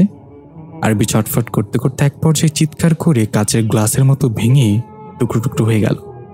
কাচের টুকরোগুলো আগুনের ফুলকির মতো বাতাসে মিশে গেল। হুজুর দম নিতে নিতে বলল, এটাও হুদ্দা বংশের কাচের জিন ছিল, তবে একটু ভুল আছে। তুমি ভেবেছিলে সে আরবির সাথে থাকা সে জিন, আসলে তা না, সে অন্য কেউ ছিল। আরবি মা এখনো কাঠের লাঠিটা হাতে দাঁড়িয়ে আছে। আমি এগিয়ে গেলাম তার দিকে। সে লাঠিটা ফেলে দিয়ে বলল, অনেক হয়েছে, আমার মেয়েটাকে নিয়ে এই নোংরা খেলা আমি আর হতে দেব না। এটা তোমাকেই বন্ধ করতে হবে রাফি, আমার মেয়েটাকে মুক্ত করে দাও এসব থেকে। আমি বললাম, আমাকে সব কিছু বলেন, আরবির বাবা আসলে কি করতে যাচ্ছিল, কেন সে আরবিকে জীবিত করতে চায়, আবার তার উদ্দেশ্য কি? আরবির মা বলল, ওনাকে ভুল বুঝো না বাবা, উনি যা করতে চেয়েছিল সেটা নিজেদের বাঁচানোর জন্য করতে চেয়েছিল। আরবিকে জীবিত না দিতে পারলে সে আমাদেরকে মেরে ফেলবে, তাই এত কিছু। আরবি যদি তোমার সাথে সেদিন চলে না যেত তাহলে এসব কিছুই হতো না। আমরা আরবিকে বড় করে তুলেছিলাম একটা উদ্দেশ্য লক্ষ্য করে, কিন্তু মাঝখানে তুমি ওর জীবনে এসে আমাদের সব উদ্দেশ্য বিফল করে দিলে। এখন আমার আবার সব ঠিক করার চেষ্টা করছি, কিন্তু এতে করে আমার মেয়েটার অনেক কষ্ট হচ্ছে। আমি মা হয়ে এটা সহ্য করতে পারছি না। সে আমাদের মেরে ফেলুক, তবুও তুমি আরবিকে মুক্ত করো বাবা। হুজুর এগিয়ে এসে বলল, কি আপনাদের মেরে ফেলবে? আপনারা কি শয়তানের সাথে কোনো চুক্তি করেছেন আরবিকে নিয়ে? আরবির মা সেই বন্ধ রুমের দিকে ইশারা করে বলল, ওইখানে আপনাদের সব প্রশ্নের উত্তর পেয়ে যাবেন। এই বলে একটা চাবি বের করে দিল আমাদের হাতে আর বলল, আরবি তোমার জন্য অপেক্ষা করছে। হুজুর আমার হাত থেকে চাবিটা নিয়ে সেই দরজার দিকে এগিয়ে গেল। আমি হুজুরের সাথে গেলাম। দরজার তালা থেকে মোমবাতির সেলগুলো উঠিয়ে হুজুর চাবি ঢোকালো তালায়। তখনই সেখানে লাগিয়ে রাখা বিভিন্ন ভাষায় লেখা কাগজগুলোতে আগুন জ্বলে গেল। হুজুর দোয়া পড়তে শুরু করলো। হুজুরের হাতে থাকা চাবিটা আগুনের মতো গরম হতে শুরু করলো ধীরে ধীরে। তাড়াতাড়ি তালা খোলার চেষ্টা করছে হুজুর। অনেক চেষ্টার পর তালা খুলে গেল। ততক্ষণে চাবি অনেক গরম হয়ে হুজুরের হাতে ঠোসা পড়ে গিয়েছে। রুমের ভেতর থেকে এবার উচ্চস্বরে মেয়ের কণ্ঠ শুকিয়েও বলতে শুরু করলো, অবশেষে তুমি আমাকে খুঁজে পেলে রাফি, আমি এখানে রাফি, তাড়াতাড়ি দরজা খোলো, আমি এখানে। আমি স্পষ্ট বুঝতে পারলাম এটা আরবির কণ্ঠ। আমি বললাম, হুজুর তাড়াতাড়ি দরজা খোলেন, আরবি আমাকে ডাকছে, আমি আসছি আরবি তোমাকে নিতে, হুজুর তাড়াতাড়ি করেন না। হুজুর খেয়াল না করে হুজুর দরজা ধাক্কা দিল। দরজা খুলতে অনেক বাজে একটা গন্ধ নাকে এসে লাগলো। মনে হচ্ছে ইঁদুর মরে পড়ে আছে। আমরা নাকে হাত দিয়ে সেই রুমে প্রবেশ করলাম। আমি জোরে জোরে ডাকতে লাগলাম, আরবি, আরবি, কোথায় তুমি? এই তো দেখো আমি এসেছি। হুজুর আমাকে থামিয়ে দিয়ে বলল, শান্ত হ রাফি, আগে বুঝতে দাও এখানে কি হচ্ছে। আমি শান্ত হলাম। দেখলাম সেখানে কালো জাদু করার অনেক সরঞ্জাম রাখা আছে। ঘরের দেয়ালে অনেকগুলো কাচের পুতুল লাগানো। প্রতিটা পুতুলে মনে হচ্ছে জীবিত, মনে হচ্ছে তারা হাসছে। পুরো ঘরে ময়দা ছিটানো। ময়দার উপর কোনো প্রাণীর পায়ের ছাপ দেখা যাচ্ছে, কিন্তু এটা কোনো প্রাণীর পায়ের ছাপ সেটা বুঝতে পারছি না। পায়ের ছাপগুলো যেতে যেতে রুমের এক কোণে পর্দা দিয়ে আড়াল করা সেদিকে গিয়েছে। আমি হুজুর পায়ের ছাপ অনুসরণ করে সেই পর্দার দিকে এগোতে লাগলাম। পর্দার পেছনে কি থাকতে পারে? আমরা যতই সেদিকে যাচ্ছি ততই গন্ধটা তীব্র হচ্ছে। মনে হচ্ছে ওখানে কিছু একটা মরে পচে আছে। হুজুর আস্তে আস্তে গিয়ে পর্দাটা টান দিয়ে সরিয়ে ফেললে এবং যেটা দেখলাম তাতে আমার কলিজায় পানি নেই। দেখলাম আরবির পচা গলার মৃতদেহটা সেখানে রাখা। সেখান থেকে পুরো রুমে দুর্গন্ধ ছড়াচ্ছে। হুজুর আবার সেটা পর্দা দিয়ে আড়াল করে দিল। তারপর বলল, আমার যা জানার দরকার ছিল তা জেনে গিয়েছি রাফি, এখন চলো আমাদের এক জায়গায় যেতে হবে। আমি বললাম, এটা কে হুজুর, সত্যি করে বলেন, আরবির মৃতদেহ এখানে এলো কি করে? এই মৃতদেহ দিয়ে তারা কি করার চেষ্টা করছে? হুজুর বলল, জিনের সাহায্যে আরবির মৃতদেহ তার কবর থেকে তুলে এনেছে। এখানে আরবির শরীর দিয়ে কালো জাদু করে তোমাকে বশ করা হচ্ছে দিন দিন। তোমার আত্মা আরবির শরীরের বদলে আরবিকে আপন করে পেতে চায়, কিন্তু কে সেটা করার জন্য আরবির বাবা মাকে জিজ্ঞাসা করতে হবে। চলো তাড়াতাড়ি, আমাদের হাতে সময় নেই রাফি। এই বলে হুজুর আর আমি রুম থেকে বের হলাম। বের হতেই দেখি আরবির মায়ের রক্তাক্ত দেহটা ফ্লোরে পড়ে আছে, আর আরবির বাবা সেখানে নেই। হুজুর বলে, এটা কিভাবে হলো? নিশ্চয় আরবির বাবা এটা করে এখান থেকে পালিয়ে গেছে। এখন সব প্রশ্নের উত্তর খোঁজার আগে আরবির বাবাকে খুঁজে বের করতে হবে। সে ছাড়া আমাদের এসব প্রশ্নের উত্তর দিতে পারবে না কেউ। তখনই আরবির মা কেসে উঠল। সে এখনো জীবিত। আমি দৌড়ে গেলাম তার কাছে। আন্টি, কিভাবে হলো এটা? আরবির বাবা কোথায়? আন্টি ভাঙা ভাঙা গলায় বলল, আমি যে পাপ করেছি তার শাস্তি পেয়েছি বাবা। বাবা, আমার মেয়েটাকে এই কষ্ট থেকে রক্ষা করবে, কথা দাও। আমি বললাম, একদম চিন্তা করবেন না, আরবিকে আমি মুক্ত করবই। আমাদেরকে বলেন এর পেছনে কি আছে, আপনারা কেন এগুলো করেছেন? আরবির মা বলল, এত কিছু বলার সময় আমার হাতে নেই বাবা, আমার সময় শেষ। শুধু জেনে রাখো, রাজশাহীর দুর্গাপুর উপজেলার সৈয়দবাড়ি। এটুকু বলে আরবির মা শেষ নিঃশ্বাস ত্যাগ করে। আমি অসহায় দৃষ্টিতে হুজুরের দিকে তাকিয়ে বললাম, তার শেষ কথাটার মানে কি ছিল হুজুর? হুজুর বলল, যেটা আমাদের দরকার ছিল, এটা আরবির জন্মস্থান। সেখানে গেলেই আমরা সব প্রশ্নের উত্তর খুঁজে পাব। হয়তো সেখানে আরবির বাবাকেও পেয়ে যাব। দেরি করা যাবে না, এখনই আমাদের রাজশাহীর উদ্দেশ্যে রওনা দিতে হবে রাফি। আমি বললাম, আর আরবির মৃতদেহ তার কি হবে হুজুর? হুজুর বলল, এটা এখানেই থাকবে। আমরা যদি আমাদের কাজ সঠিকভাবে শেষ করতে পারি তাহলে জিনরাই আবার তার দেহ কবরে রেখে আসবে। আর কিছু না বলে আমরা রওনা হলাম রাজশাহী দুর্গাপুরের উদ্দেশ্যে। অনেক সময় লাগবে যেতে। আরবির কথা মনে পড়তেই চোখের কোণা থেকে দুফোঁটা পানি গড়িয়ে পড়ল। চলে গেলাম অতীতে। আরবি একদিন বায়না ধরলো রাতের বেলা ফুচকা খেতে যাবে। আমি ওর কথা কখনো ফেলতাম না, তাই রেডি হয়ে ওকে নিয়ে বেরিয়ে পড়লাম। বাজারে গিয়ে ফুচকার দোকানে গিয়ে দেখলাম দোকানদার নেই। একটু অপেক্ষা করার পর সে পাশেই পাবলিক টয়লেট থেকে বেরিয়ে আসলো। আমাদের মতো আরও অনেকে অপেক্ষা করছিল ফুচকা খাওয়ার জন্য। দোকানদার টয়লেট থেকে এসেই ফুচকা বানানো শুরু করলো। আমি বললাম, মামা, আপনি টয়লেট থেকে এসে হাত না ধুয়ে কাজ শুরু করলেন? এটা খেতে তো সবার পেট খারাপ করবে। দোকানদার মামা 32টা দাঁত বের করে বলল, কি যে বলেন মামা, ঘোষার সময় তো হাত ধুইছে, নতুন করে হাত ধোয়ার কি আছে? আরবি আমার দিকে তাকিয়ে বলল, ছি, এই মামার ফুচকা খাবো না, চলো অন্য জায়গায় যাবো। আরবির মুখের দিকে তাকিয়ে আমি হাসতে হাসতে বললাম, না, এখানেই খাবো। অপরিষ্কার হাতের ফুচকার টেস্টই অন্যরকম। আরবি আমাকে ঘুষি মেরে বলল, যা খচ্চর, চল এখান থেকে, আমরা অন্য জায়গায় যাব। তারপর আমরা সেখান থেকে চলে এসে অন্য দোকানে ফুচকার অর্ডার দিলাম। সেখানের ফুচকাটা তেমন মজা না। আমি বললাম, এই লোক নিশ্চয়ই হাত ধুয়ে ফুচকা বানাই, তাই তেমন টেস্ট না। আরবি বলল, তুমি চুপ করো, আমার ফুচকা বিশেষজ্ঞ। আমি বললাম, ফুচকার বিষয়ে আমার কেনা নলেজ অনেক বেশি, চিন্তা করছি একটা দোকান খুলে বসবো, তুমি প্রতিদিন ফ্রিতে ফুচকা খাবে। আরবি হাসতে হাসতে বলল, গাধা, ওটা কেনা নলেজ হবে না, নলেজ হবে। আর বুদ্ধিটা খারাপ না, তাড়াতাড়ি একটা ফুচকার দোকান দিয়ে বসো। তখনই অন্য আরবি কোথা থেকে যেন এসে আমাদের পাশে বসে বলল, আমাকে ছাড়াই তোমরা চলে এলে ফুচকা খেতে?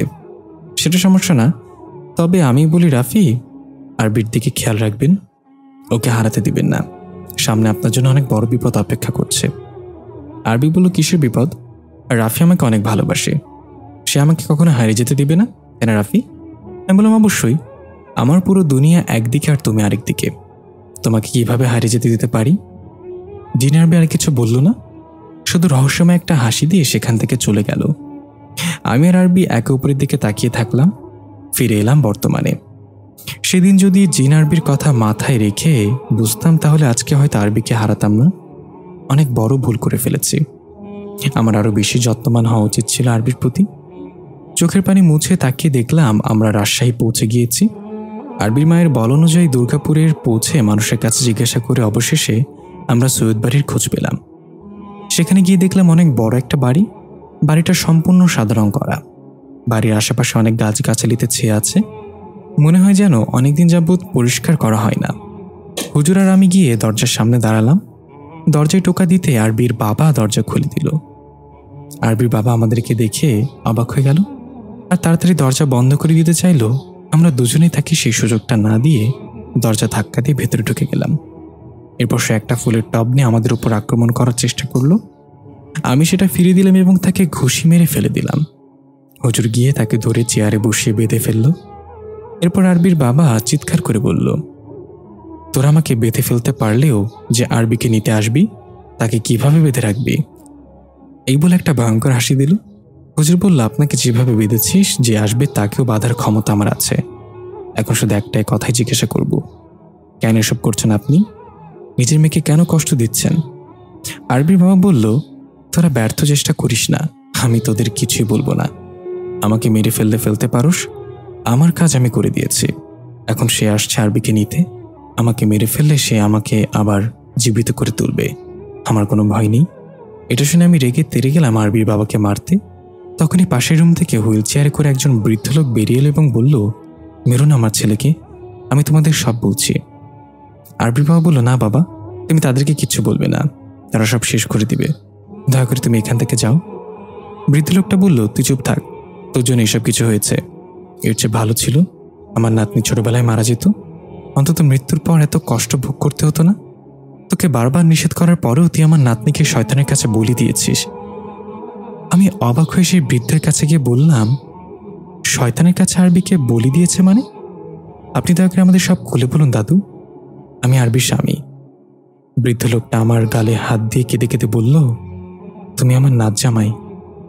আমার নাতনিকে আমি ওর বাবার জন্য হারিয়ে ফেলেছি। এখন ও চেষ্টা করছে তোমাকেও শয়তানের কাছে হালাল করে দিতে, কিন্তু আমি সেটা হতে দেব না। তোমাকে আমি বাঁচাবো দাদা ভাই।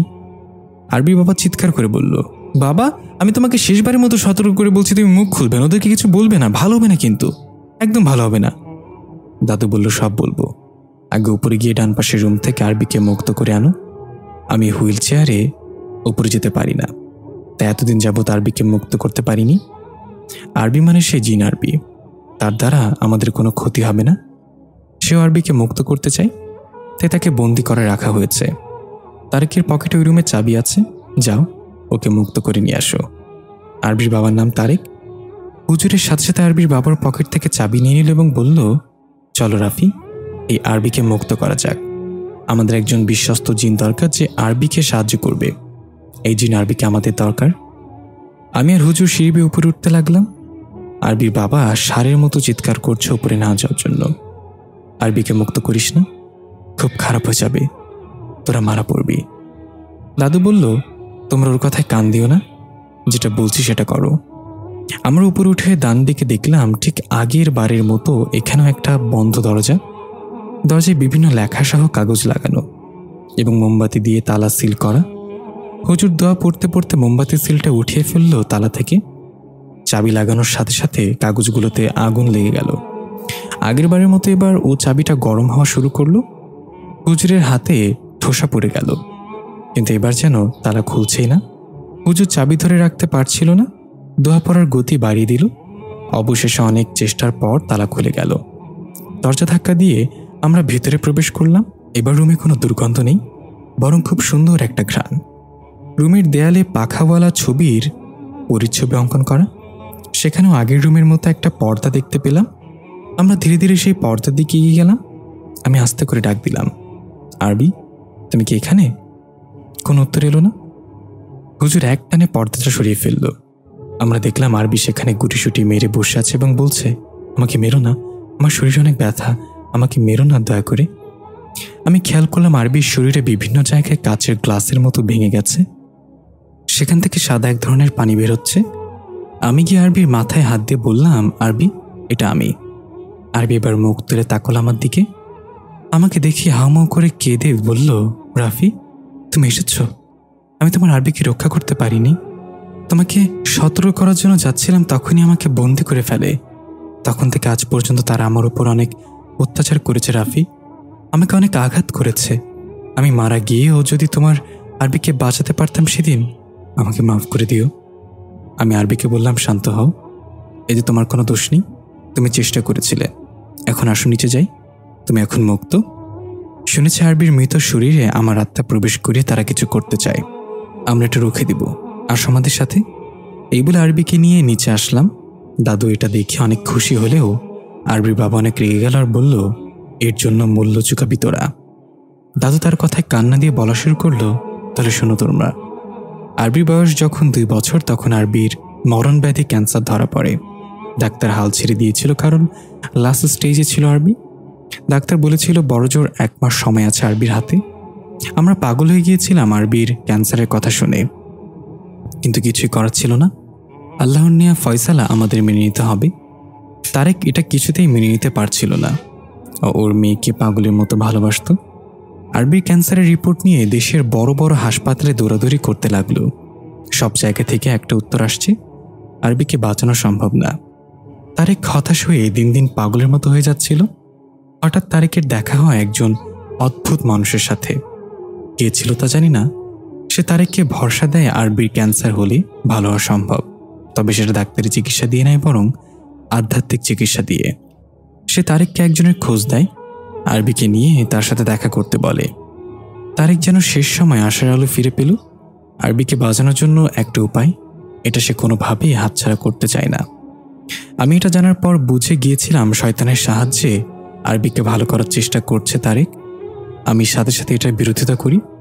এতে করে আল্লাহকে অসন্তুষ্ট করা হবে, আর বিনিময়ে শয়তানের উদ্দেশ্য কিছু না কিছু বলি দিতে হবে। শয়তান বিনা স্বার্থে এই কাজ করবে না। আমি তারেককে অনেক বোঝানোর চেষ্টা করলাম, কিন্তু তারেক আমার কোনো কথাই শুনল না। বাচ্চা আরবিকে নিয়ে গেল শয়তানের আস্তানায়। সেখানে থাকা তান্ত্রিকের বিনিময়ে মোটা অঙ্কের টাকা চেয়ে বসল। তারেক জমি বিক্রি করে টাকা জোগাড় করল।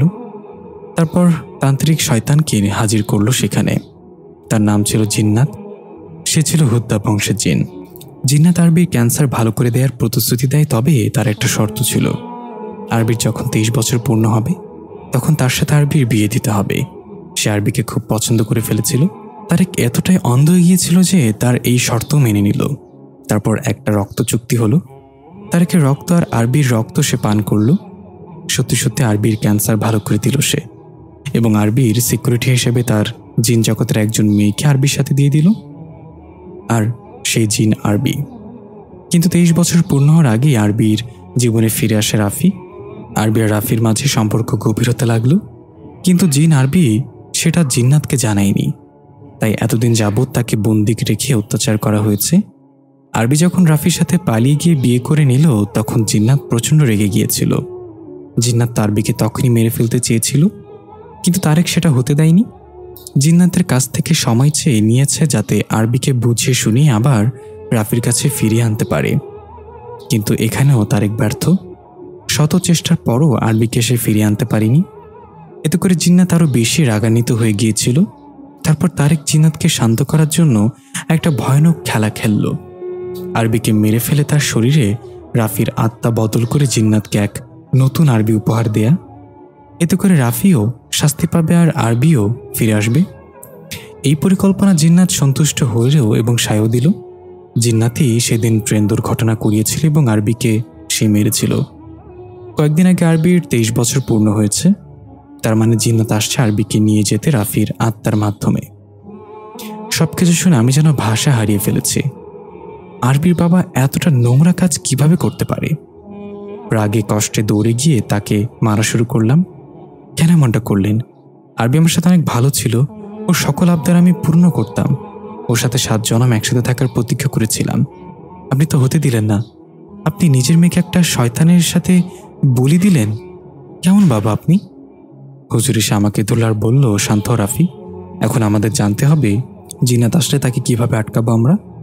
আরবির বাবা রক্তাক্ত মুখে হাসতে হাসতে বলল, তোরে বলেছিলাম আমার মেয়ের থেকে দূরে থাকতে। ওর মৃত্যুর জন্য তুই দায়ী। এখন নিজের আত্মা দিয়ে মূল্য চুকা।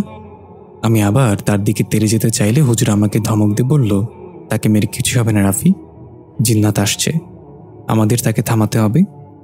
হুজুর জিন আরবিকে বলল, তুমি তো জিন, জিন্নাতকে থামানোর কোনো উপায় জানা থাকলে আমাকে বলো। আরবি বলল, জিন্নাতকে থামাতে হলে রাফির আত্মাকে জিন জগতে পাঠাতে হবে। সেখানে আরবির জিন্নাত নামে একটা ছোট গাছ আছে, সেই গাছটা উপরে ফেলতে হবে, তাহলেই জিন্নাত তার প্রতিশ্রুতি থেকে মুখ ফিরে নিবে এবং আরবির আত্মা মুক্তি পাবে, কারণ সেই গাছে লেগে আছে আরবির রক্ত। হুজুর বলল, ঠিক আছে, আমি জানি মানুষকে কিভাবে জিন জগতে পাঠাতে হয়। রাফি, তুমি প্রস্তুত হয়ে নাও জিন জগতে প্রবেশ করার জন্য। সেখানে তোমাকে অনেক বাধার সম্মুখীন হতে হবে। সাহসের সাথে ফিরে এসো, আর মুখে সবসময় আল্লাহর জিকির জপতে থাকবে। যাই হয়ে যাক, জিকির বন্ধ করা যাবে না। যা করার জিন্নাত আসার আগেই করতে হবে। আমি বললাম, হুজুর আপনি আয়োজন শুরু করুন, আমি সব কিছুর জন্য প্রস্তুত আছি। জিন আরবি ময়দা নিয়ে ঘরের মেঝেতে একটা শয়তানি সার্কেল আঁকল। হুজুর আমাকে সেই সার্কেল টান হয়ে শুয়ে পড়তে বলল সার্কেলের ভেতরে। আমি তাই করলাম। হুজুর তার ব্যাগ থেকে একটা কঙ্কালের মাথা বের করে আমার মাথার কাছে রাখল। আমার 2টা হাত 2টা আংটি পরিয়ে দিল। আমার সারা শরীরে ময়দা ছিটিয়ে দেয়া হলো। তারপর হুজুর বলল, আরবি, তুমি কি সেখানে যাবে রাফিকে সাহায্য করতে? যদি যাও তাহলে রাফিকে নিয়ে আমার কোনো ভয় থাকবে না। আরবি মুখটা মলিন করে বলল, আমি পারবো না হুজুর, কারণ জিন্নাত আমার আপন ভাই। আমার প্রতি ওর মায়া না থাকলে ওর প্রতি আমার অনেক মায়া। নিজের ভাইয়ের সাথে আমি লড়াইয়ে জড়াতে চাই না। এটা শুনে হুজুর বসা থেকে উঠে দাঁড়িয়ে গেল আর বলল, এটা তুমি কি বললে? জিন্নাত তোমার ভাই, তাহলে তুমি তার বিরোধিতা কেন করলে? সে তোমাকে বিশ্বাস করে আরবি সিকিউরিটি হিসেবে দান করেছিল, কিন্তু তুমি তার সাথে বিশ্বাসঘাতকতা কেন করলে? আরবি বলল, হুজুর আমি অনেক সহজ সরল একজন জিন। আরবির সাথে থাকাকালীন ওর সাথে আমার ভালো বন্ধুত্ব গড়ে ওঠে, একদম যেন আমার বোনের মতো সে। ওকে আমি ছোট থেকে বড় হতে দেখেছি, সেরকম বিপদ আপদ থেকে রক্ষা করেছি। কিন্তু আমার ভাই জিন্নাতের উদ্দেশ্য ভালো ছিল না, সেটা আমি জানি। সে এর আগেও আরবির মতো আরও অনেক মেয়ের জীবন নষ্ট করেছে। মানে আগেও সেরকম এমন চুক্তির মাধ্যমে অনেক মেয়েকে বিয়ে করেছে, এবং যখন নতুন কোনো মেয়েকে ভালো লাগে তখন সে আগের জনকে মেরে ফেলে। আমি জেনে শুনে আরবিকে মৃত্যুর দিকে ঠেলে দিতে পারি না হুজুর। আমি সবসময় অপেক্ষা করেছি আরবি জীবনে এমন কেউ আসুক যে আরবিকে আগলে রাখতে পারবে, জিন্নাতের হাত থেকে বাঁচাতে পারবে, যার কাছে আরবি ভালো থাকবে। অবশেষে আরবির জীবনে রাফি আসলো। আমি রাফিকে অনেকভাবে পরীক্ষা করেছি, বুঝতে পেরেছি আরবি রাফির কাছে অনেক ভালো থাকবে। তাই আমি জিন্নাতকে কিছুই জানাইনি। আমি পরোক্ষভাবে ওদের সাহায্য করেছি এক হওয়ার জন্য, কিন্তু শেষ পর্যন্ত জিন্নাত আরবিকে মেরেই ফেলল। আমরা তাকে বাঁচাতে পারিনি। এগুলো বলার পর আরবি ফুপিয়ে কেঁদে উঠল। হুজুর তাকে সান্ত্বনা দিল যে, তুমি অনেক সাহায্য করেছ, অনেক কষ্ট সহ্য করেছ। সত্যি তুমি ভালো একজন জিন। নিজের ভাইয়ের হিংস্রতা থেকে একজন মানুষকে বাঁচানোর সাহস করেছ। তোমার চেষ্টার কোনো ত্রুটি ছিল না। নিজেকে শান্ত করে এখন। রাফিকে তোমাদের জগতে পাঠাবো, সব ঠিক হয়ে যাবে। আমি এখনো শুয়ে আছি সার্কেলের মাঝে। আরবির আত্মা হয়তো মুক্তি দিতে পারবো, কিন্তু আরবিকে তো ফিরে পাবো না। আমি আরবিকে বাঁচাতে পারিনি, এই একটা আফসোস নিয়ে আমাকে সারা জীবন কাটিয়ে দিতে হবে। আমি তৈরি হয়ে নিলাম জিন জগতে প্রবেশের জন্য। হুজুর আমার হাত চেপে ধরে মন্ত্র পড়া শুরু করলো। আমি চোখ বন্ধ করে আরবির চেহারাটা মনে করতে লাগলাম। ওর হাসি, ওর বাতাসে উড়ন্ত চুল, ওর অভিমান আর ওর মায়া মাখা মুখটা। হঠাৎ আমার বুকে প্রচণ্ড ব্যথা শুরু হলো। সেখানে থাকা সবকিছু কাঁপতে লাগলো। আমি দেখতে চাইলাম কি হচ্ছে এখানে, কিন্তু শত চেষ্টা করেও আমি চোখ মেলতে পারলাম না। আমার বুকের ব্যথাটা আস্তে আস্তে তীব্র হচ্ছে। আমি চিৎকার করতে চেয়েও করতে পারলাম না। হঠাৎ চেয়ারের সাথে বেঁধে রাখা আরবির বাবা শূন্যে ভেসে উঠল আর ভয়ঙ্করভাবে চিৎকার করতে লাগলো। হুজুর বলল, স্বাগতম জিন্নাত। জিন আরবি বলল, ভাই এখনো সময় আছে, এগুলো বন্ধ করো। আরবির আত্মাকে মুক্তি দাও। আমি তোমার কাছে হাত জোর করে অনুরোধ করছি। আমি শুয়ে থেকে তাদের সব কথোপকথন শুনতে পাচ্ছিলাম, কিন্তু আমি কিছুই করতে পারছিলাম না। আমার শরীরটা যেন পাথরের মতো হয়ে আছে। আরবির বাবার কণ্ঠে জিন্নাত বলল, তোরা যেটা করার চেষ্টা করছিস সেটা কখনোই সম্ভব হবে না। আরবির আত্মা কখনো মুক্তি পাবে না। আমি আরবিকে বিয়ে করেই ছাড়ব। এই বলে আরবির বাবা জোরে চিৎকার করে চেয়ার ভেঙে নিজের বাঁধন খুলে ফেলল আর শূন্য থেকে নিচে পড়ে গেল। হুজুর বুঝতে পারল জিন্নাত আরবির বাবার শরীরে প্রবেশ করেছে। এবার হিংস্র রূপ ধারণ করে আরবি তার ভাইয়ের মুখোমুখি হলো। জিন্নাত আর আরবির মাঝে লড়াই শুরু হলো। এদিকে হুজুর তার মন্ত্র পড়ার গতি আরও বাড়িয়ে দিল। হঠাৎ মনে হলো আমি হাওয়ায় ভেসে যাচ্ছি শুয়ে শুয়ে। আমি চোখ খুলে তাকালাম। আমাদের বাসার ছাদে আরবির কোলে মাথা রেখে চাঁদনি রাত উপভোগ করছি। আমি একবার চাঁদের দিকে তাকাচ্ছি, আবার আরবির মুখের দিকে তাকাচ্ছি। আরবি বলল, এভাবে কি দেখছো? আমি বললাম, দেখছি কোনটা আসল চাঁদ? আরে আসল চাঁদের কোলে তো আমি শুয়ে আছি।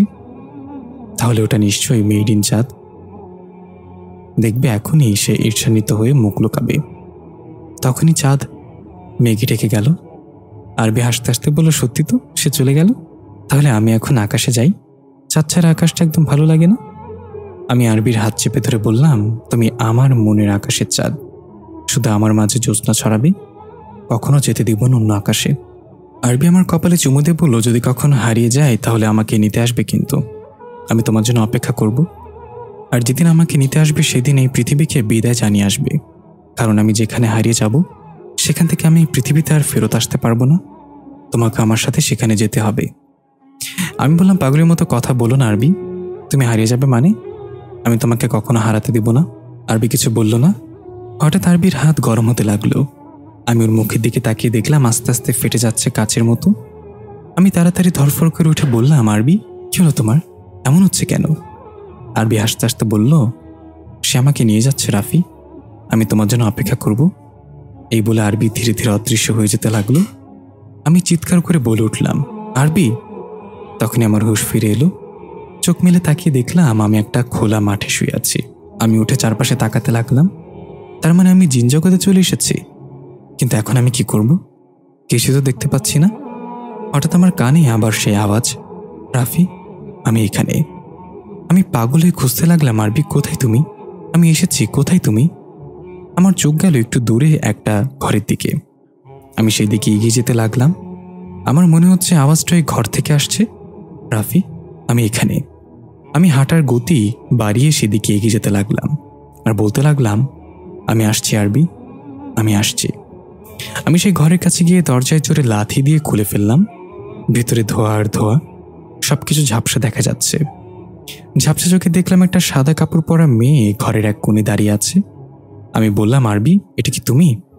আওয়াজ ভেসে আসলো, হ্যাঁ রাফি, এটা আমি। তুমি আসতে এত দেরি করলে কেন? সেই কবে থেকে আমি তোমার জন্য অপেক্ষা করে আছি।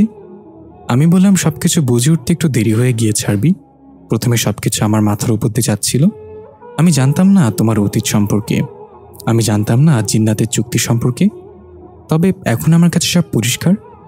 তাই তো পৃথিবীকে বিদায় জানিয়ে চলে এসেছে তোমার সাথে হারিয়ে যেতে। এদিকে জিন্নাতের সাথে লড়াই করতে করতে আরবি দুর্বল হয়ে গেল। হুজুর তার মন্ত্র পড়ে যাচ্ছে। আরবি একসময় অনেক আঘাত খেয়ে জ্ঞান হারিয়ে ফেলল। জিন্নাত এবার এগিয়ে গেল হুজুরের দিকে, কিন্তু ময়দা দিয়ে করা সার্কেলের ভেতর সে প্রবেশ করতে পারল না। সেখানে গিয়েই চিৎকার করে আবার পেছনে চলে এলো। জিন্নাত বলল, আমি জানি তোরা কি করতে চাচ্ছিস। তোরা ভাবছোস ওই গাছ উপড়ে ফেললেই আরবি মুক্তি পেয়ে যাবে। আমি সে ব্যবস্থা করে এসেছি। ওই গাছ উপড়ে ফেললে আরবি, রাফি আর আরবি সম্পূর্ণভাবে আমার বশে চলে আসবে। তাই আমাকে হারানো অসম্ভব। এই বলে জোরে জোরে হাসতে লাগলো। হুজুর মন্ত্র চালু রেখে জিন্নাতের দিকে তাকে অদ্ভুত একটা হাসি দিল। এটা দেখে জিন্নাতের হাসি বন্ধ হয়ে গেল। জিন্নাত কি যেন চিন্তা করে চিৎকার করে উঠল।